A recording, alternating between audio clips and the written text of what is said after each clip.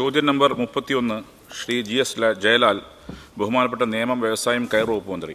Sir, കേന്ദ്ര സർക്കാരിൻ്റെ വാണിജ്യ വ്യവസായ മന്ത്രാലയത്തിന് കീഴിലുള്ള department for promotion of industries and internal trade സംസ്ഥാനങ്ങളിലും കേന്ദ്രഭരണ പ്രദേശങ്ങളിലും നടപ്പിലാക്കുന്നതിനായി 2014 മുതൽ state business reforms action plan പുറത്തിറക്കുന്നുണ്ട്. വ്യവസായങ്ങൾ ആരംഭിക്കുന്നതുമായി ബന്ധപ്പെട്ട് നിലനിൽക്കുന്ന കർശനമായ നിയന്ത്രണങ്ങൾ ലളിതമാക്കുകയും നിക്ഷേപ സൗഹൃദമായ അന്തരീക്ഷം വളർത്തുകയും ചെയ്യുന്നത് വഴി ബിസിനസ്സിന് അനുകൂലമായ അന്തരീക്ഷം സംസ്ഥാനങ്ങൾ സൃഷ്ടിക്കുക എന്നതാണ് ഈ നടപടികളിലൂടെ ലക്ഷ്യമിടുന്നത്. സംസ്ഥാനങ്ങളും കേന്ദ്രഭരണ പ്രദേശങ്ങളും ഈ പരിഷ്കരണങ്ങൾ നടപ്പിലാക്കുന്നതിന്റെ അടിസ്ഥാനത്തിൽ വിലയിരുത്തപ്പെടുകയും ചെയ്യുന്നു. സംസ്ഥാനത്തിന്റെ ബിസിനസ് അന്തരീക്ഷം ഉത്തേജിപ്പിക്കുന്നതിനായി നിരവധി പരിഷ്കരണ പദ്ധതികൾ ആരംഭിച്ചുകൊണ്ട് കേരള സർക്കാർ ഈ ഉദ്യമത്തിൽ 2014 മുതൽ സജീവമായി പങ്കെടുത്തു വരുന്നു. 2022 പതിപ്പിൽ 22 വകുപ്പുകൾ, ഏജൻസികളിലായി 30 പരിഷ്കരണ മേഖലകളിൽ 352 ആക്ഷൻ പോയിന്റുകൾ ഉണ്ടായിരുന്നു. ഈ പരിഷ്കാരങ്ങൾ 261 ബിസിനസ് കേന്ദ്രീകൃതവും 91 പൗര കേന്ദ്രീകൃതവുമായിരുന്നു. 100% സംരംഭകരിൽ നിന്നുള്ള അഭിപ്രായത്തിന്റെ അടിസ്ഥാനത്തിൽ നിശ്ചയിക്കുന്ന സൂചികയിൽ പരിഷ്കരണ മേഖലയിൽ 95% പോസിറ്റീവ് ഫീഡ്ബാക്ക് സ്കോർ നേടുന്ന സംസ്ഥാനങ്ങളെയാണ് ടോപ്പ് അച്ചീവർ വിഭാഗത്തിൽ ഉൾപ്പെടുത്തുന്നത്. മേൽ പറഞ്ഞ 30 പരിഷ്കരണ മേഖലകളിൽ 9 മേഖലകളിൽ കേരളത്തിന് ടോപ്പ് അച്ചീവർ സ്ഥാനം നേടാൻ കഴിഞ്ഞു. രാജ്യത്ത് ഏറ്റവും അധികം മേഖലകളിൽ ടോപ്പ് അച്ചീവർ സ്ഥാനം നേടിയ സംസ്ഥാനം കേരളമാണ്. ബി, സി ഞാൻ മേശപ്പുറത്ത് വയ്ക്കുന്നു. ഡി ശ്രദ്ധയിൽപ്പെട്ടിട്ടുണ്ട്. ഉരുൾപൊട്ടൽ പ്രദേശങ്ങൾ ബന്ധപ്പെട്ട മന്ത്രിമാർ നേരിട്ട് സന്ദർശിക്കുകയും പ്രസ്തുത പ്രദേശത്തെ പ്ലാന്റേഷൻ മേഖലയിലെ സംഘടനകളെയും ചെറുകിട വ്യവസായ സംരംഭകരെയും നേരിൽ കേൾക്കുകയുണ്ടായി. വ്യവസായ വകുപ്പ് അഡീഷണൽ ഡയറക്ടറുടെ നേതൃത്വത്തിലുള്ള ഉദ്യോഗസ്ഥ സംഘം ഈ മേഖലയിലെ സംരംഭകരുമായി നേരിട്ട് ചർച്ച നടത്തി. ഇതിന്റെ അടിസ്ഥാനത്തിൽ വ്യവസായ വാണിജ്യ വകുപ്പ് വിശദാംശങ്ങൾ ഉൾപ്പെടുത്തി പ്രപ്പോസൽ തയ്യാറാക്കി പുനരുജ്ജീവന പാക്കേജിൽ ഉൾപ്പെടുത്തുന്നതിനായി സമർപ്പിച്ചിട്ടുണ്ട്. ശ്രീ GS ജയലാൽ. സർ, സംരംഭക വർഷം പദ്ധതിയിലൂടെ 3 ലക്ഷം സംരംഭങ്ങൾ എന്ന ചരിത്ര നേട്ടം കൈവരിക്കുകയും വ്യവസായ സൗഹൃദ സൂചികയിൽ ടോപ്പ് അച്ചീവർ പദവി നേടി സംസ്ഥാനത്തെ 1ാം സ്ഥാനത്തെത്തിച്ച ഗവൺമെന്റിനെയും ബഹുമാനപ്പെട്ട വ്യവസായ വകുപ്പ് മന്ത്രിയെയും അഭിനന്ദിക്കുകയാണ് സർ. രാജ്യത്തെ റോബോട്ടിക് മേഖലയിൽ 2024 മുതൽ 28 വരെ 12.18% വളർച്ച നിരക്ക് പ്രതീക്ഷിക്കുന്നുണ്ട് സർ. അത് ഈ അനുകൂല സാഹചര്യം പൂർണ്ണമായി ഉപയോഗപ്പെടുത്താൻ കേരളം തയ്യാറായിട്ടുണ്ടോ? വിശദീകരിക്കാം. മിനിസ്റ്റർ. സർ, നമ്മൾ ഈസ് ഓഫ് ഡൂയിങ് ബിസിനസ്സിൽ 2016 നമുക്ക് 22.8% റിഫോംസ് ആണ് നടപ്പിലാക്കാൻ കഴിഞ്ഞത്. 16-17 ആയപ്പോൾ 26.9%, 17-18 52.56%, പിന്നീട് 19 85%, 20 91, 22 99 നമ്മൾ വന്നത്. അതിനകത്ത് 100% ഞാൻ നേരത്തെ സൂചിപ്പിച്ചുള്ള ഫീഡ്ബാക്കിനെ അടിസ്ഥാനപ്പെടുത്തിക്കൊണ്ടാണ് ഇതിൻ്റെ റാങ്ക് നിശ്ചയിക്കുന്നത്. അപ്പോൾ സംരംഭക സമൂഹത്തിലുള്ള ആത്മവിശ്വാസത്തിൻ്റെ പ്രതിഫലനമാണ് ഈ റാങ്കിങ്ങിൽ നമുക്ക് വായിച്ചെടുക്കാൻ കഴിയുന്നത്. അത് ഉപയോഗപ്പെടുത്തി എല്ലാ മേഖലകളിലേക്കും കൂടുതൽ നിക്ഷേപം ആകർഷിക്കുന്നതിനാണ് സർക്കാർ ശ്രമിക്കുന്നത്. ഈ നേട്ടം നമുക്ക് ആർജിക്കാൻ കഴിഞ്ഞത് വ്യവസായ വകുപ്പിൻ്റെ മാത്രം ഒരു നേട്ടമായിട്ട് ഞങ്ങൾ കാണുന്നില്ല. എല്ലാ വകുപ്പുകളുടെയും ഒരു ഏകോപനം ഉണ്ടായിരുന്നു. എല്ലാ വകുപ്പുകളും ഈ റിഫോംസിനകത്ത് അവരുടെ എല്ലാം പങ്ക് നിർവഹിക്കാനുണ്ട്. അവരെല്ലാവരും നല്ല രീതിയിൽ തന്നെ സഹകരിച്ചിട്ടുണ്ട്. ഇപ്പോൾ 2024 ആക്ഷൻ പ്ലാൻ നമ്മളിപ്പോൾ നടപ്പാക്കിക്കൊണ്ടിരിക്കുകയാണ്. വകുപ്പ് തല മന്ത്രിമാരുടെ യോഗം ചേരുകയുണ്ടായി. 81% ഇപ്പോൾ തന്നെ നമുക്ക് പൂർത്തീകരിക്കാനായിട്ട് കഴിഞ്ഞിട്ടുണ്ട്. അപ്പോൾ ഈ പദവി ഉപയോഗിച്ചുകൊണ്ട് റോബോട്ടിക്സ് മേഖല ഉൾപ്പെടെയുള്ള രംഗത്തേക്കുള്ള നിക്ഷേപത്തിൻ്റെ ആകർഷിക്കാനാണ് നമ്മൾ ശ്രമിക്കുന്നത്.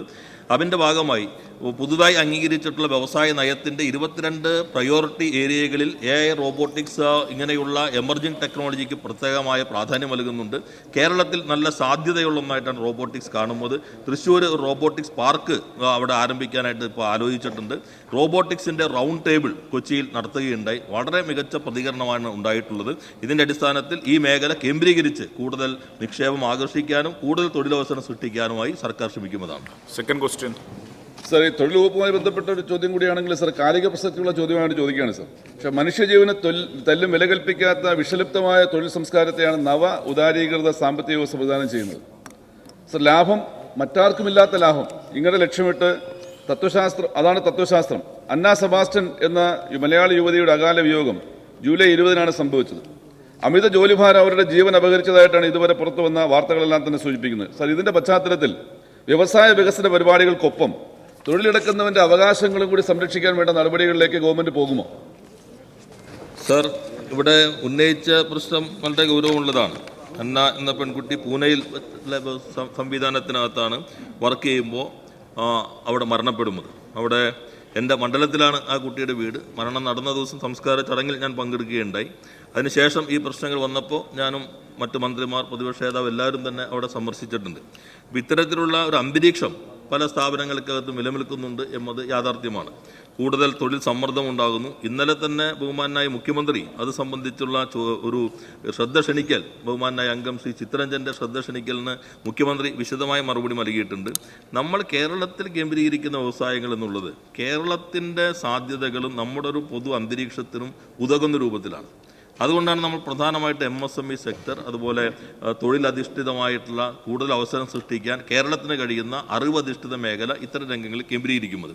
അവിടെയെല്ലാം തന്നെ നല്ല രീതിയിലുള്ള തൊഴിലന്തരീക്ഷം നിലനിൽക്കണം. അതിനാവശ്യമായിട്ടുള്ള സംവിധാനങ്ങൾ തന്നെയാണ് സർക്കാർ ഉദ്ദേശിക്കുന്നത്. എന്നാൽ പലയിടങ്ങളിലും ഇത്തരത്തിലുള്ള പ്രശ്നങ്ങൾ ഉയർന്നു വരുന്നുണ്ട്. ഇപ്പോൾ തന്നെ ദക്ഷിണ കൊറിയയിലും മറ്റൊരു ഇന്ത്യയിലെ തന്നെ വേറൊരു സംസ്ഥാനത്തും വലിയ ഒരു കമ്പനിക്കകത്ത് തൊഴിലാളികളുടെ വലിയ പ്രശ്നവും സമരമൊക്കെ നടക്കുന്നുണ്ട്. നമ്മുടെ നാട്ടിലൊരു പ്രശ്നം എന്ന് വെച്ചിട്ടുണ്ടെങ്കിൽ കേരളത്തിൽ എങ്ങാനും ആയിരുന്നു നടന്നിരുന്നെങ്കിൽ നമ്മുടെ മാധ്യമങ്ങൾക്കകത്ത് മാസങ്ങളോളം അത് തന്നെ ആകുമായിരുന്നു ചർച്ച. എന്നാൽ വളരെ ആഗോള ഭീമനായ കമ്പനിയുടെയാണ് ദക്ഷിണ കൊറിയയിൽ ലക്ഷക്കണക്കിന് ആളുകളാണ് അതിനകത്ത് പങ്കെടുക്കുന്നത്. തമിഴ്നാട്ടിൽ അവിടെ പ്രക്ഷോഭം നടക്കുന്നുണ്ട്. അപ്പോൾ ഇത്തരത്തിലുള്ള അൺട്രസ്റ്റ് വരുമ്പോൾ സ്വാഭാവികമായിട്ട് അത്തരം പ്രതിഷേധങ്ങൾ ഉയർന്നു വരിക തന്നെ ചെയ്യും. പക്ഷേ നമ്മുടെ പൊതുവായ അന്തരീക്ഷം നന്നായി നിലനിർത്തുന്നതിനാണ് എല്ലാവരും ശ്രമിക്കുന്നത്. അതിന് മാനേജ്മെൻ്റ് ആയാലും തൊഴിലാളി യൂണിയനായാലും അത്തരം ശ്രമം നടത്തുന്നുണ്ട്. എവിടെയെങ്കിലും തെറ്റായ സമീപനം വന്നാൽ അത്തരം കാര്യങ്ങൾ ഇടപെടാൻ സർക്കാരിന് കഴിയുകയും ചെയ്യും. ശ്രീ മുഹമ്മദ് മോഹ്സിൻ. സർ, ഇന്ത്യയിൽ ഏറ്റവും കൂടുതൽ PSC നിയമനം നടക്കുന്നത് കേരളത്തിലാണ്. പക്ഷേ എന്നിട്ടും അഭ്യസ്തവിദ്യരായ ചെറുപ്പക്കാർ തൊഴിലില്ലാതെ ഇരിക്കുന്ന സാഹചര്യം നമ്മുടെ നാട്ടിലുണ്ട്. അപ്പോൾ അവർക്ക് സംരംഭകരാക്കി അവരെ മാറ്റുന്നതിന് വേണ്ടിയിട്ടുള്ള വിവിധങ്ങളായ നടപടികൾ സ്വീകരിക്കുന്നുണ്ട്. യുവാക്കൾക്ക് സംരംഭങ്ങൾ ആരംഭിക്കാനും പ്രത്യേക ഇൻക്യുബേഷൻ സെൻറ്ററും അതുപോലെ തന്നെ അവർക്ക് ട്രെയിനിങ്, സാങ്കേതിക പരിജ്ഞാനം, ഫണ്ടിങ്ങിനുള്ള സൗകര്യം ഒക്കെ പ്രത്യേക പാർക്കുകൾ അത്തരത്തിലുണ്ടാക്കി. ചൈനയിലെ ഷെൻസൻ പോലെയുള്ള ഒരു മാതൃകയിൽ നമുക്ക് അങ്ങനെയുള്ളത് ഉണ്ടാക്കാനുള്ള നടപടി സ്വീകരിച്ചിട്ടുണ്ടോ, ഇല്ലെങ്കിൽ സ്വീകരിക്കുമോ എന്നാണ് എൻ്റെ ചോദ്യം. വളരെ പ്രസക്തമായ ചോദ്യമാണ് സാർ. നമ്മുടെ കേരളത്തിൽ ഇത്തരത്തിലുള്ള സംരംഭങ്ങൾ പ്രോത്സാഹിപ്പിക്കുന്നതിനാണ് നമ്മൾ ഇയർ ഓഫ് എൻ്റർപ്രൈസസ് എന്ന ക്യാമ്പയിൻ തന്നെ നടപ്പിലാക്കിയത്. അതിൻ്റെ ഭാഗമായി നമുക്ക് നല്ല രീതിയിൽ തന്നെ സ്ഥാപനങ്ങൾ ഇവിടെ ആരംഭിക്കാനായിട്ട് കഴിഞ്ഞു. ഏകദേശം 3 ലക്ഷത്തിലധികം സംരംഭങ്ങളാണ് ഇതിനിടയിൽ കേരളത്തിനകത്ത് ആരംഭിച്ചത്. അതുവഴി നമുക്ക് ഒരു 19,600 കോടി രൂപയുടെ നിക്ഷേപം ഉണ്ടായി. ആ നിക്ഷേപം കേരളത്തിലെ തന്നെ പണം തന്നെ മൂലധന നിക്ഷേപമായി മാറിയതാണ്. ബഹുമാനായ അംഗം പറഞ്ഞത് എല്ലായിടത്തും നമുക്ക് സംരംഭകരാക്കാൻ കഴിയുമോ?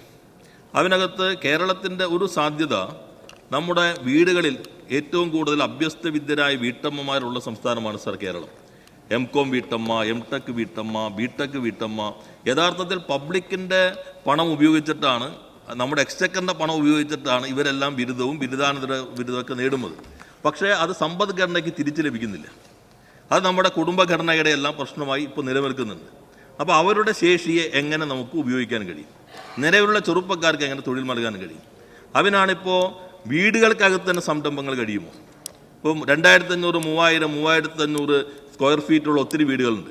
5 ബെഡ്റൂമുള്ള, 4 ബെഡ്റൂമുള്ള, 3 ബെഡ്റൂമുള്ള വീടുകൾ കേരളത്തിൽ നിരവധി ഒഴിഞ്ഞു കിടക്കുന്നുണ്ട്. അതുകൊണ്ടാണ് വീടുകൾക്കകത്ത് സംരംഭങ്ങൾ തുടങ്ങാൻ ലൈസൻസ് വേണം എന്ന ആവശ്യം ഞങ്ങൾ ചർച്ച ചെയ്തു. തദ്ദേശ സ്വയംഭരണ വകുപ്പ് വളരെ ക്രിയാത്മകമായി അതിനോട് പ്രതികരിച്ചു. വീടുകൾക്കകത്തുള്ള സംരംഭങ്ങൾക്കും ഇപ്പോൾ ലൈസൻസ് നൽകുകയാണ്. അപ്പോൾ ഒരു വീട്ടമ്മ ഇപ്പോൾ BTech ബിരുദധാരിയാണ്, കമ്പ്യൂട്ടർ സയൻസ് അറിയാം, അവിടെ 4 കമ്പ്യൂട്ടർ ഇടാം, അവിടെ ചെറിയൊരു സംരംഭം തുടങ്ങാം. അല്ലെങ്കിൽ നമ്മുടെ പാലക്കാട് മാനുഫാക്ചറിങ് സിറ്റി വരികയാണ്, അവിടെ ഇലക്ട്രോണിക് സ്ഥാപനങ്ങൾ വരുന്നു, അതിന് ചെറിയ അസംബ്ലിംഗ് യൂണിറ്റുകൾ ആവശ്യമായിട്ട് വരും. അത് ആ പ്രദേശത്ത് ഒരു കാച്ച്മെൻറ്റ് ഏരിയ ഉണ്ടാവും, അതിനോട് ചേർന്ന് ഉപയോഗിക്കാൻ കഴിയുന്ന 2 or 3 ജില്ലകൾ ചേർന്ന ഏരിയ ഉണ്ടാവും. അവിടെയുള്ള വീടുകൾക്കകത്ത് സ്ത്രീകളുടെ ഇത്തരം സംരംഭങ്ങൾ പ്രോത്സാഹിപ്പിക്കാം, അല്ലെങ്കിൽ ഫുഡ് പ്രോസസ്സിങ്ങിനുള്ള ഇത് പ്രോത്സാഹിപ്പിക്കാം, അല്ലെങ്കിൽ ചിലവിൻ്റെ പാക്കിങ്ങിന് പ്രോത്സാഹിപ്പിക്കാം. അങ്ങനെ വീടുകൾക്കകത്ത് ഉൾപ്പെടെ സംരംഭങ്ങൾ ആരംഭിച്ചുകൊണ്ട് അങ്ങ് സൂചിപ്പിച്ചതുപോലെ കേരളത്തിൽ പരമാവധി സംരംഭകത്വത്തിലേക്ക് യുവത്വത്തെ നയിക്കാൻ ഉതകുന്ന നടപടികൾക്കാണ് സർക്കാർ നേതൃത്വം നൽകുന്നത്. ശ്രീ VR സുനിൽകുമാർ. സർ, ഭക്ഷ്യ സംസ്കരണ മേഖലയിൽ നിരവധി മാറ്റങ്ങളാണ് വന്നുകൊണ്ടിരിക്കുന്നത്. ഇതുമായി ബന്ധപ്പെട്ട് കേരളത്തിൽ നിക്ഷേപം അന്താരാഷ്ട്ര കമ്പനികൾ നടത്തിയിട്ടുണ്ടോ? വിശദമാക്കാം. നമ്മുടെ ഇയർ ഓഫ് എൻ്റർപ്രൈസസിൻ്റെ പ്രധാനപ്പെട്ട ഒരു കാറ്റഗറി കൂടുതൽ നിക്ഷേപം വന്ന സംരംഭങ്ങൾ ആരംഭിച്ചിട്ടുള്ള ഫുഡ് പ്രോസസ്സിംഗ് ആണ്. നമുക്ക് ഏറ്റവും ഉതകുന്നൊരു മേഖലയാണ്.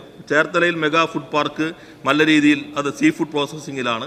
അതുപോലെ തന്നെ പാലക്കാട് നമ്മുടെ കിൻഫ്രയുടെ മെഗാ ഫുഡ് പാർക്ക് ഉണ്ട്. ഇതുകൂടാതെ ചെറിയ ഫുഡ് പാർക്കുകൾ നമ്മളിപ്പോൾ ആരംഭിക്കുന്നുണ്ട്. കേരളത്തിൽ ഏറ്റവും കൂടുതൽ വിദേശ കമ്പനികൾ ഈ കാലയളവിൽ വന്നിട്ടുള്ള മേഖലകളിലൊന്ന് ഫുഡ് പ്രോസസ്സിംഗ് തന്നെയാണ്. ഇപ്പോൾ നെറ്റ് സ്പൈസ് നെതർലാൻഡ്സിലെ വളരെ പ്രധാനപ്പെട്ട കമ്പനിയാണ്. കേരളത്തിൽ ഇപ്പോൾ അവരുടെ മാനുഫാക്ചറിങ് ആരംഭിച്ചു കഴിഞ്ഞു. ഫെർമിൻസ് സ്വിസ് കമ്പനിയാണ്, അവർ ടേക്ക് ഓവർ ചെയ്ത് ഇവിടെ പ്രവർത്തനം തുടങ്ങിയിട്ടുണ്ട്. മാൻ കൺകോർ ഫ്രാൻസിലെ കമ്പനിയാണ്, അവർ കേരളത്തിൽ ഇപ്പോൾ ഫുഡ് പ്രോസസ്സിംഗ് രംഗത്തുണ്ട്. ഓർക്കല നേരത്തെ ഈസ്റ്റേൺ ആയിരുന്നു, നോർവീജിയൻ കമ്പനിയെ ഓർക്കല ഈസ്റ്റേൺ ടേക്ക് ഓവർ ചെയ്തു, അവർ പ്രവർത്തനം തുടങ്ങിയിട്ടുണ്ട്. ഓട്ര ആക്കെ ഡെൻമാർക്കിലെ കമ്പനിയാണ്, അവർ കേരളത്തിൽ ഇപ്പോൾ മാനുഫാക്ചറിംഗ് പ്രവർത്തനങ്ങൾ തുടങ്ങിയിട്ടുണ്ട്. UK കമ്പനിയായിട്ട് ABM അവർ ഫുഡ് പ്രോസസ്സിങ്ങിൻ്റെ മാനുഫാക്ചറിങ് കേരളത്തിൽ ആരംഭിച്ചിട്ടുണ്ട്. മെക്കോർമിക് USA കമ്പനിയാണ്, അമേരിക്കൻ കമ്പനിയാണ്, അവർ കേരളത്തിൽ ഫുഡ് പ്രോസസ്സിങ്ങിൻ്റെ മാനുഫാക്ചറിങ് ആരംഭിച്ചിട്ടുണ്ട്. സിംഗപ്പൂർ കമ്പനിയായ ഒലാമ അവർ കേരളത്തിൽ മാനുഫാക്ചറിങ് യൂണിറ്റ് ആരംഭിച്ചിട്ടുണ്ട്. ഇതുകൂടാതെ തന്നെ ഇന്ത്യയിലെ തന്നെ പ്രധാനപ്പെട്ട കമ്പനികളൊന്ന വിപ്രോ അവരിപ്പോൾ തൊടുപുഴയിൽ നമ്മുടെ ഇടുക്കി സ്പൈസ് പാർക്കിൽ അവരുടെ യൂണിറ്റ് ആരംഭിച്ചു. അടുത്ത നിക്ഷേപത്തിനുള്ള സന്നദ്ധതയും അവർ പ്രകടിപ്പിച്ചിട്ടുണ്ട്. അപ്പോൾ അന്താരാഷ്ട്ര കമ്പനികൾ, ദേശീയ പ്രധാനപ്പെട്ട കമ്പനികൾ തുടങ്ങി MSMEകൾ വരെ കേരളത്തിൽ ഫുഡ് പ്രോസസ്സിംഗ് രംഗത്ത് നന്നായി വരുന്നുണ്ട്. ശ്രീമതി CK ആശ. സർ, കേരളത്തിൽ വ്യവസായ സൗഹൃദ അന്തരീക്ഷം സൃഷ്ടിക്കുന്നതിനുള്ള കർമ്മ പദ്ധതി വിഭാവനം ചെയ്തതിൻ്റെ അടിസ്ഥാനത്തിൽ കേരളത്തിൽ വ്യവസായങ്ങളൊന്നും നടക്കില്ല എന്നതിൽ നിന്ന് മാറി കേരളത്തിൽ എല്ലാം സാധ്യമാകുന്നതിലേക്ക് വ്യവസായികളുടെയും പൊതുസമൂഹത്തിൻ്റെയും കാഴ്ചപ്പാടിനെ മാറ്റിയെടുക്കാൻ സാധിച്ചതിൽ സർക്കാരിനെയും മന്ത്രിയെയും അഭിനന്ദിക്കുകയാണ്. ഈ അവസരത്തിൽ കേരള ബ്രാൻഡിങ്ങിലൂടെ വിപണിയും ഗുണനിലവാരവും ഉറപ്പാക്കി ഉൽപ്പാദകനെയും ഉപഭോക്താവിനെയും സംരക്ഷിക്കുവാൻ നടപടി സ്വീകരിച്ചിട്ടുണ്ടോ? കേരളത്തിൽ ഉൽപ്പാദിപ്പിക്കുന്ന എല്ലാ ഉൽപ്പന്നങ്ങളെയും കേരള ബ്രാൻഡിങ്ങിലേക്ക് കൊണ്ടുവരുന്നതിനായി പ്രോട്ടോകോൾ രൂപകൽപ്പന ചെയ്യുവാൻ നമുക്ക് സാധിക്കുമോ? നേരത്തെ പറഞ്ഞപ്പോൾ എല്ലാ വകുപ്പുകളുടെയും ഏകോപനം നമുക്ക് ഈ മികവിൻ നേട്ടം കൈവരിക്കുന്നതിന് സഹായിച്ച കാര്യം സൂചിപ്പിക്കുകയുണ്ടായി. അതേപോലെ തന്നെ എല്ലാ സംരംഭക സംഘടനകളും ഇപ്പോൾ FICCI, CIA, Kerala small scale industries association, ടായ്, ഇങ്ങനെയുള്ള എല്ലാ സംഘടനകളും നമ്മളുമായി സഹകരിക്കുകയുണ്ടായി. പിന്നെ അതോടൊപ്പം തന്നെ ട്രേഡ് യൂണിയനുകൾ, എല്ലാ പ്രധാന ട്രേഡ് യൂണിയനുകളുടെ യോഗം പല ഘട്ടങ്ങളിലും വിളിച്ചു ചേർത്തിരുന്നു. അവരുടെ നല്ല സഹകരണം നമുക്ക് ഈ നേട്ടം കൈവരിക്കുന്നതിന് സഹായകരമായി. കക്ഷി രാഷ്ട്രീയത്തിന് അതീതമായി എല്ലാവരും തന്നെ, എല്ലാ MLAമാരും അവരവരുടെ മണ്ഡലങ്ങളിൽ ഇത്തരം പ്രവർത്തനങ്ങൾ ഏകോപിപ്പിക്കുന്ന നേതൃത്വം നൽകിയിട്ടുണ്ട്. അപ്പോൾ ഇത് ഗവൺമെൻറ്റിൻ്റെ ഒരു നേട്ടം അല്ലെങ്കിൽ വകുപ്പിൻ്റെ ഒരു നേട്ടം എന്ന രീതിയിലല്ല ഞങ്ങൾ അവതരിപ്പിക്കാൻ ആഗ്രഹിക്കുന്നത്. ഇത് കേരളത്തിൻ്റെ ഒരു നേട്ടമാണ്. കേരളം മാറിയിരിക്കുന്നു, കേരളത്തിൽ നല്ലൊരു അന്തരീക്ഷം വന്നിരിക്കുന്നു.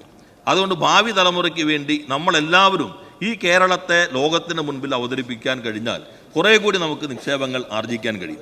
ബഹുമാനീയ അംഗം ഇവിടെ ചൂണ്ടിക്കാട്ടിയത് കമ്പോളത്തിനകത്ത് ഇത്തരം ഉൽപ്പന്നങ്ങൾക്ക് എങ്ങനെ ഒന്നുകൂടി ഒരു സാധ്യത ഉറപ്പുവരുത്താൻ കഴിയും. അതിന് ഗവൺമെൻറ് കണ്ടിട്ടുള്ള മാർഗങ്ങളിലൊന്നാണ് കേരള ബ്രാൻഡ് എന്നുള്ളത്. കേരളത്തിൻ്റെ ബ്രാൻഡ് നൽകുന്നതിന് വേണ്ടി ഇപ്പോൾ നന്മ എന്നൊരു ബ്രാൻഡ് നമ്മൾ അംഗീകരിച്ചിട്ടുണ്ട്. 2 ഘടകങ്ങളാണ് അതിനകത്ത് വരുന്നത്. ഒന്ന് ക്വാളിറ്റി, 2 എത്തിക്സ്. ക്വാളിറ്റി ഇപ്പോൾ നമ്മളല്ല, അതിനെ സംബന്ധിച്ച് അംഗീകാരം നൽകാൻ റെഗുലേറ്ററി ആയിട്ടുള്ള നിരവധി ഏജൻസികളുണ്ട്. ആ ഏജൻസികളുടെ സർട്ടിഫിക്കേഷൻ നിർബന്ധമായിരിക്കും. 2 എത്തിക്കലിനകത്ത് അതിനകത്ത് എത്ര സ്ത്രീകളുടെ വർക്ക് ഫോഴ്സിനകത്ത് എത്ര % ഓഫ് സ്ത്രീകളുണ്ട്, ബാലവേല ഒഴിവാക്കിയിട്ടുണ്ടോ, അതുപോലെ പാരിസ്ഥിതികമായിട്ടുള്ള അന്തരീക്ഷം എങ്ങനെയാണ്, ഇങ്ങനെ കുറച്ച് എത്തിക്കൽ പാരാമീറ്റേഴ്സും അതിനകത്ത് ഉൾപ്പെടുത്തിയിട്ടുണ്ട്. ഇവ രണ്ടും ഉൾപ്പെടുത്തിയിട്ടുള്ള ഒരു പ്രോട്ടോക്കോളാണ് തയ്യാറാക്കിയിട്ടുള്ളത്. അതിൻ്റെ അടിസ്ഥാനത്തിൽ ആദ്യഘട്ടത്തിൽ വെളിച്ചെണ്ണയ്ക്കാണ് അനുമതി നൽകിയിട്ടുള്ളത്. നേരത്തെ തമിഴ്നാട്ടിനകത്തൊരു ഗ്രാമം തന്നെ, വെളിച്ചെണ്ണ മില്ലുകളുടെ ഗ്രാമം, കേരളത്തിൽ പുതിയ മില്ലുകൾ ആരംഭിച്ചതിൻ്റെ ഭാഗമായി 5% ഉൽപ്പാദന ശേഷിയിലേക്ക് ചുരുങ്ങി എന്നുള്ളത് മലയാള മനോരമയുടെ തന്നെ ഓൺലൈൻ പോർട്ടൽ അവർ റിപ്പോർട്ട് ചെയ്യുകയുണ്ടായി. 95% പ്രൊഡക്ഷൻ കുറയ്ക്കേണ്ടി വന്നു. 1000-ലധികം ചെറിയ മില്ലുകൾ കേരളത്തിൽ വന്നു. അപ്പോൾ നമ്മളിപ്പോൾ ആദ്യത്തെ ഘട്ടമായി 4 മില്ലുകൾക്ക് ഈ പ്രോട്ടോകോൾ അനുസരിച്ച് 4 ഉൽപ്പന്നങ്ങൾക്ക് ഇപ്പോൾ നന്മ ബ്രാൻഡ് നൽകിയിട്ടുണ്ട്. മറ്റുൽപ്പന്നങ്ങൾക്കും ഇതേ ബ്രാൻഡ് നൽകുകയാണ്. രണ്ടാമത്തത്, ഈ ചെറിയ ചെറിയ സംരംഭങ്ങൾ തുടങ്ങുമ്പോൾ അവർക്ക് കമ്പോളം ഉറപ്പുവരുത്താൻ ബഹുമാനായ പൊതുവിതരണ വകുപ്പ് മന്ത്രിയുമായി സംസാരിച്ച് അതിൻ്റെ ഭാഗമായി അവരും ഞങ്ങളും ഒരു MOU ഒപ്പുവെച്ചു. ആ MOUവിൻ്റെ അടിസ്ഥാനപ്പെടുത്തി റേഷൻ കടകളോട് ചേർന്ന ഷോപ്പുണ്ട്. ആ ഷോപ്പിൽ അവിടുത്തെ പ്രാദേശികമായ ചെറിയ സ്ഥാപനങ്ങൾ, ഉൽപ്പന്നങ്ങൾ അവിടെ വിൽക്കാൻ കഴിയും. അങ്ങനെ 10 കോടി രൂപയിലധികം വിൽപ്പന സ്റ്റോർ വഴി നമ്മുടെ പ്രാദേശിക സമ്പന്നർക്ക് ഉണ്ടായി എന്ന കാര്യം ഞാൻ ഈ സഭയുടെ ശ്രദ്ധയിൽപ്പെടുത്തുകയാണ്. ഇതുകൂടാതെ ഓൺലൈൻ മാർക്കറ്റിങ്ങിന് ഇത്തരം സംരംഭങ്ങൾക്ക് ആവശ്യമായി പിന്തുണ നൽകുന്നുണ്ട്. അപ്പോൾ സ്ഥാപനം ആരംഭിച്ചാൽ അത് നടത്തിക്കൊണ്ടു പോകുന്നതിനും വളരുന്നതിനും ആവശ്യമായ സഹായം കൂടി ഗവൺമെൻറ് ഉറപ്പുവരുത്താൻ ശ്രമിക്കുന്നുണ്ട്. ശ്രീ സജീവ് ജോസഫ്. പുതിയ സംരംഭങ്ങൾക്ക് വേണ്ടിയുള്ള ശ്രമങ്ങളെ പിന്തുണയ്ക്കുകയാണ് സാർ. അതേസമയം നമ്മുടെ പരമ്പരാഗത വ്യവസായങ്ങളെ സംരക്ഷിക്കാനുള്ള പ്രത്യേകമായ പരിഗണന നമുക്ക് നൽകേണ്ടതായിട്ടുണ്ട്. സാറേ, ഈ ഓണക്കാലത്ത് പോലും നമ്മുടെ 10,000-കണക്കിന് വരുന്ന നമ്മുടെ ഖാദി തൊഴിലാളികൾ ഒരു പട്ടിണിയിലാണ് സാർ. 15 മാസം മുതൽ 18 മാസം വരെയുള്ള അവരുടെ മിനിമം കൂലി അവർക്ക് കൊടുക്കാൻ സാധിച്ചിട്ടില്ല. ഉൽപ്പാദന ബോണസും നമുക്ക് കൊടുക്കാൻ സാധിച്ചിട്ടില്ല. ബഹുമാനപ്പെട്ട മുഖ്യമന്ത്രി കഴിഞ്ഞ നിയമസഭയിൽ അത് ഉടനെ കൊടുത്തു തീർക്കുമെന്ന് ഉറപ്പ് നൽകിയിരുന്നു. സർ, ഇക്കാര്യത്തിൽ അടിയന്തരമായൊരു നടപടി സ്വീകരിച്ച് അവരെ സഹായിക്കാൻ സർക്കാർ മുന്നോട്ട് വരുമോ എന്നുള്ളതാണ് ചോദ്യം. Yes minister. സർ, ബഹുമാനായ മുഖ്യമന്ത്രി ചട്ടം 300 പ്രകാരം സഭയിൽ നടത്തിയ പ്രഖ്യാപനത്തിന് തുടർച്ചയിൽ ഈ മേഖലകളുടെ ഇൻകം സപ്പോർട്ട് സ്കീമിൽ പരമാവധി നൽകുന്നതിന് സർക്കാർ ശ്രദ്ധിച്ചിട്ടുണ്ട്. ഖാദി തൊഴിലാളികളുടെയും ഇൻകം സപ്പോർട്ട് സ്കീം വഴി അവരെ പിന്തുണയ്ക്കുന്നതിന് ഒരു ഭാഗം സർക്കാർ ഓണത്തിന് മുൻപ് തന്നെ നൽകിയിട്ടുണ്ട്. ആ മേഖലയാകെ മെച്ചപ്പെടുത്തുന്നതിനുള്ള ഒരു കർമ്മ പദ്ധതി നടപ്പിലാക്കിക്കൊണ്ടിരിക്കുന്നുണ്ട്. കുറേയേറെ മാറ്റം ഖാദി മേഖലയിൽ വന്നിട്ടുണ്ട് എന്ന് നിങ്ങൾക്ക് എല്ലാവർക്കും അറിയാം. പുതിയ ഡിസൈനുകൾ വന്നിട്ടുണ്ട്. അതിനനുസരിച്ച് കൂടുതൽ കൂലിയും തൊഴിലും ഉറപ്പുവരുത്താൻ ആവശ്യമായ ശ്രമവും സർക്കാർ നടത്തിക്കൊണ്ടിരിക്കുന്നുണ്ട്. ശ്രീ കെ ബാബു നെന്മാറ. വ്യാവസായിക സൗഹൃദ അന്തരീക്ഷം സൃഷ്ടിക്കുന്നതിൽ മാത്രമല്ല വ്യാവസായിക വളർച്ചയിലും കേരളത്തെ ഒന്നാമതെത്തിക്കാനുള്ള നടത്തുന്ന ശ്രമത്തെ പ്രത്യേകിച്ച് ബഹുമാനപ്പെട്ട മന്ത്രിയെയും ഈ സംസ്ഥാന സർക്കാരിനെ ഞാൻ അഭിനന്ദിക്കുന്നു. സർ, കേരളത്തിൻ്റെ വ്യാവസായിക വളർച്ചയിൽ നാഴികക്കല്ലാകാൻ പോകുന്ന മറ്റൊന്നാണ് കൊച്ചി ബാംഗ്ലൂർ വ്യവസായ ഇടനാഴി. സർ, ഇൻഡസ്ട്രിയൽ കോറിഡോറിന് ആവശ്യമായ അടിസ്ഥാന സൗകര്യം ഒരുക്കുന്നതിൽ സംസ്ഥാന സർക്കാർ എന്തെല്ലാം നടപടികളാണ് സ്വീകരിച്ചിട്ടുള്ളത്? ആവശ്യമായ സൗകര്യങ്ങൾ എന്തെല്ലാം ഒരുക്കാൻ മുന്നോട്ട് വന്നിട്ടുണ്ട് എന്നത് വ്യക്തമാക്കാമോ? Yes minister. Sir, industrial corridor ഇപ്പോൾ പാലക്കാട് ഇൻഡസ്ട്രിയൽ സ്മാർട്ട് സിറ്റി, അത് കൊച്ചി ബാംഗ്ലൂരു ഇൻഡസ്ട്രിയൽ കോറിഡോറിൻ്റെ ഭാഗമാണ്.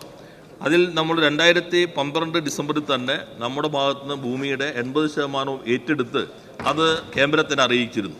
എന്നാൽ ലോക്സഭാ തെരഞ്ഞെടുപ്പൊക്കെ നടക്കുമെന്നുകൊണ്ടായിരിക്കാം അവന് അനുമതിക്ക് ഒരു 1.5 വർഷത്തിലധികം എടുത്തു. എന്തായാലും ഇപ്പോൾ യൂണിയൻ ഗവൺമെൻറ് അവന് അംഗീകാരം നൽകി. 1710 ഏക്കറിൽ അവസാനത്തെ സ്ട്രെച്ചായിട്ടുള്ള ഒരു 240 ഏക്കർ ഒഴികെയുള്ള പൂർണ്ണമായിട്ട് നമ്മൾ ഏറ്റെടുത്ത് കഴിഞ്ഞിട്ടുണ്ട്. അവസാനത്തേത് നേരത്തെയുള്ള സ്ഥലം മാറി മറ്റൊരു സ്ഥലത്തേക്ക് വന്നതുകൊണ്ട് അതിൻ്റെ പ്രക്രിയ പുറകെയാണ് ആരംഭിച്ചത്. എങ്കിലും അത് ഏറ്റവും അവസാന ഘട്ടത്തിലാണ്. പണം കൈമാറുന്നതോടുകൂടി 1710 ഏക്കറും നമ്മുടെ ഇതിൻ്റെ ഭാഗമായി വരും. ഈ 1710 ഏക്കറും നമ്മുടെ കയ്യിലുള്ളതായി കണക്കാക്കിക്കൊണ്ടാണ് ഇതിന് അംഗീകാരം നൽകിയിട്ടുള്ളത്. ഇത് ഒരു 50-50 പദ്ധതിയാണ്. നമ്മുടെ 50% എന്നുള്ളത് ലാൻഡ് അക്വിസിഷൻ കോസ്റ്റാണ്. ലാൻഡ് അക്വിസിഷൻ കോസ്റ്റിന് വേണ്ടി നമ്മൾ എത്രയാണോ മുടക്കുന്നത് അതിന് തുല്യമായ തുക യൂണിയൻ ഗവൺമെൻറ് ഇൻഫ്രാസ്ട്രക്ചർ ഡെവലപ്മെൻറ്റിന് വേണ്ടി മുടക്കും എന്നതാണ് ഇതിനകത്തെ കരാർ എന്നുള്ളത്. അപ്പം നമ്മളിപ്പോൾ ഈ അനുമതി ലഭിക്കുന്നതിന് 1.5 വർഷം എടുത്തെങ്കിലും ആ സമയം നഷ്ടപ്പെടാതിരിക്കാൻ നമ്മൾ മാസ്റ്റർ പ്ലാൻ തയ്യാറാക്കി. അത് അവരും അംഗീകരിച്ചിട്ടുണ്ട്. DPR പ്രൊജക്ട് റിപ്പോർട്ട് അത് നമ്മൾ തയ്യാറാക്കി. അതും അവർ അംഗീകരിച്ചിട്ടുണ്ട്. ടെൻഡർ ഡോക്യുമെൻറ്റും റെഡിയായി കഴിഞ്ഞിട്ടുണ്ട്. ഒന്നിച്ചാണ് പണം നൽകുന്നതെങ്കിൽ അതിനനുസരിച്ച് ഇപ്പോൾ തന്നെ ടെൻഡർ നൽകാം. ഞാനും ബഹുമാനായ നമ്മുടെ വൈദ്യുതി മന്ത്രിയും അവിടെ സന്ദർശിച്ചിരുന്നു. ബഹുമാനായ തദ്ദേശ സ്വയംഭരണ വകുപ്പ് മന്ത്രിയും ആ കാര്യങ്ങളിൽ ഇടപെട്ടിരുന്നു. അവിടുത്തെ ജനപ്രതിനിധികളും അതോടെ MLA ശ്രീ പ്രഭാകരൻ മറ്റ് ജനപ്രതിനിധികൾ എല്ലാവരും ഈ സ്ഥലം ഏറ്റെടുക്കലിന് സഹകരിച്ചിട്ടുണ്ട്. ഇപ്പം ഇന്നലെ അതിൻ്റെ നമ്മുടെ നാഷണൽ കോറിഡോർ ഡെവലപ്മെൻറ്റ് അതോറിറ്റിയുടെ CEO ഇന്നലെ അവിടെ വന്നിരുന്നു. നമ്മുടെ കേരള ഇൻഡസ്ട്രിയൽ കോറിഡോർ കോർപ്പറേഷൻ്റെ ചെയർമാനായിട്ട് പ്രവർത്തിക്കുന്നത് ഇൻഡസ്ട്രിയൽസിൻ്റെ പ്രിൻസിപ്പൽ സെക്രട്ടറി ശ്രീ മുഹമ്മദ് ഖനീഷാണ്. അദ്ദേഹവും ഈ CEOയും അതോടൊപ്പം തന്നെ കിൻഫ്ര MDയും മറ്റു ഉദ്യോഗസ്ഥരും ഇന്നലെ സ്ഥലം സന്ദർശിച്ചിട്ടുണ്ട്. ആദ്യഘട്ടം അതിവേഗത്തിൽ തന്നെ നൽകാം എന്നാണ് ഇപ്പോൾ പറഞ്ഞിട്ടുള്ളത്. അതിവേഗത്തിൽ smart city manufacturing smart city നടപ്പിലാക്കുന്നതിന് സർക്കാർ പൂർണ്ണമായും സജ്ജമാണ് എന്നാണ് ഈ സഭയെ അറിയിക്കാനുള്ളത്. അതിൻ്റെ ഗുണം ഏതെങ്കിലും ജില്ലയ്ക്ക് മാത്രമായിട്ടല്ല വരാൻ പോകുന്നത്. ഞാൻ നേരത്തെ പറഞ്ഞ പോലെ വിഴിഞ്ഞത്തിനൊരു ക്യാച്ച്മെൻറ്റ് ഏരിയ ഉണ്ടാവും. വിഴിഞ്ഞത്തിൻ്റെ സാധ്യത ചിലപ്പോൾ കേരളത്തിൽ മാത്രമാകണമെന്നില്ല, പുറത്തേക്കും വരാം. പാലക്കാട് മാനുഫാക്ചറിംഗ് സിറ്റിക്കും ഒരു ക്യാച്ച്മെൻറ്റ് ഏരിയ ഉണ്ടാവും. അതിൻ്റെ ഭാഗമായി വികസിപ്പിക്കാൻ കഴിയാവുന്ന ഒരു മേഖല.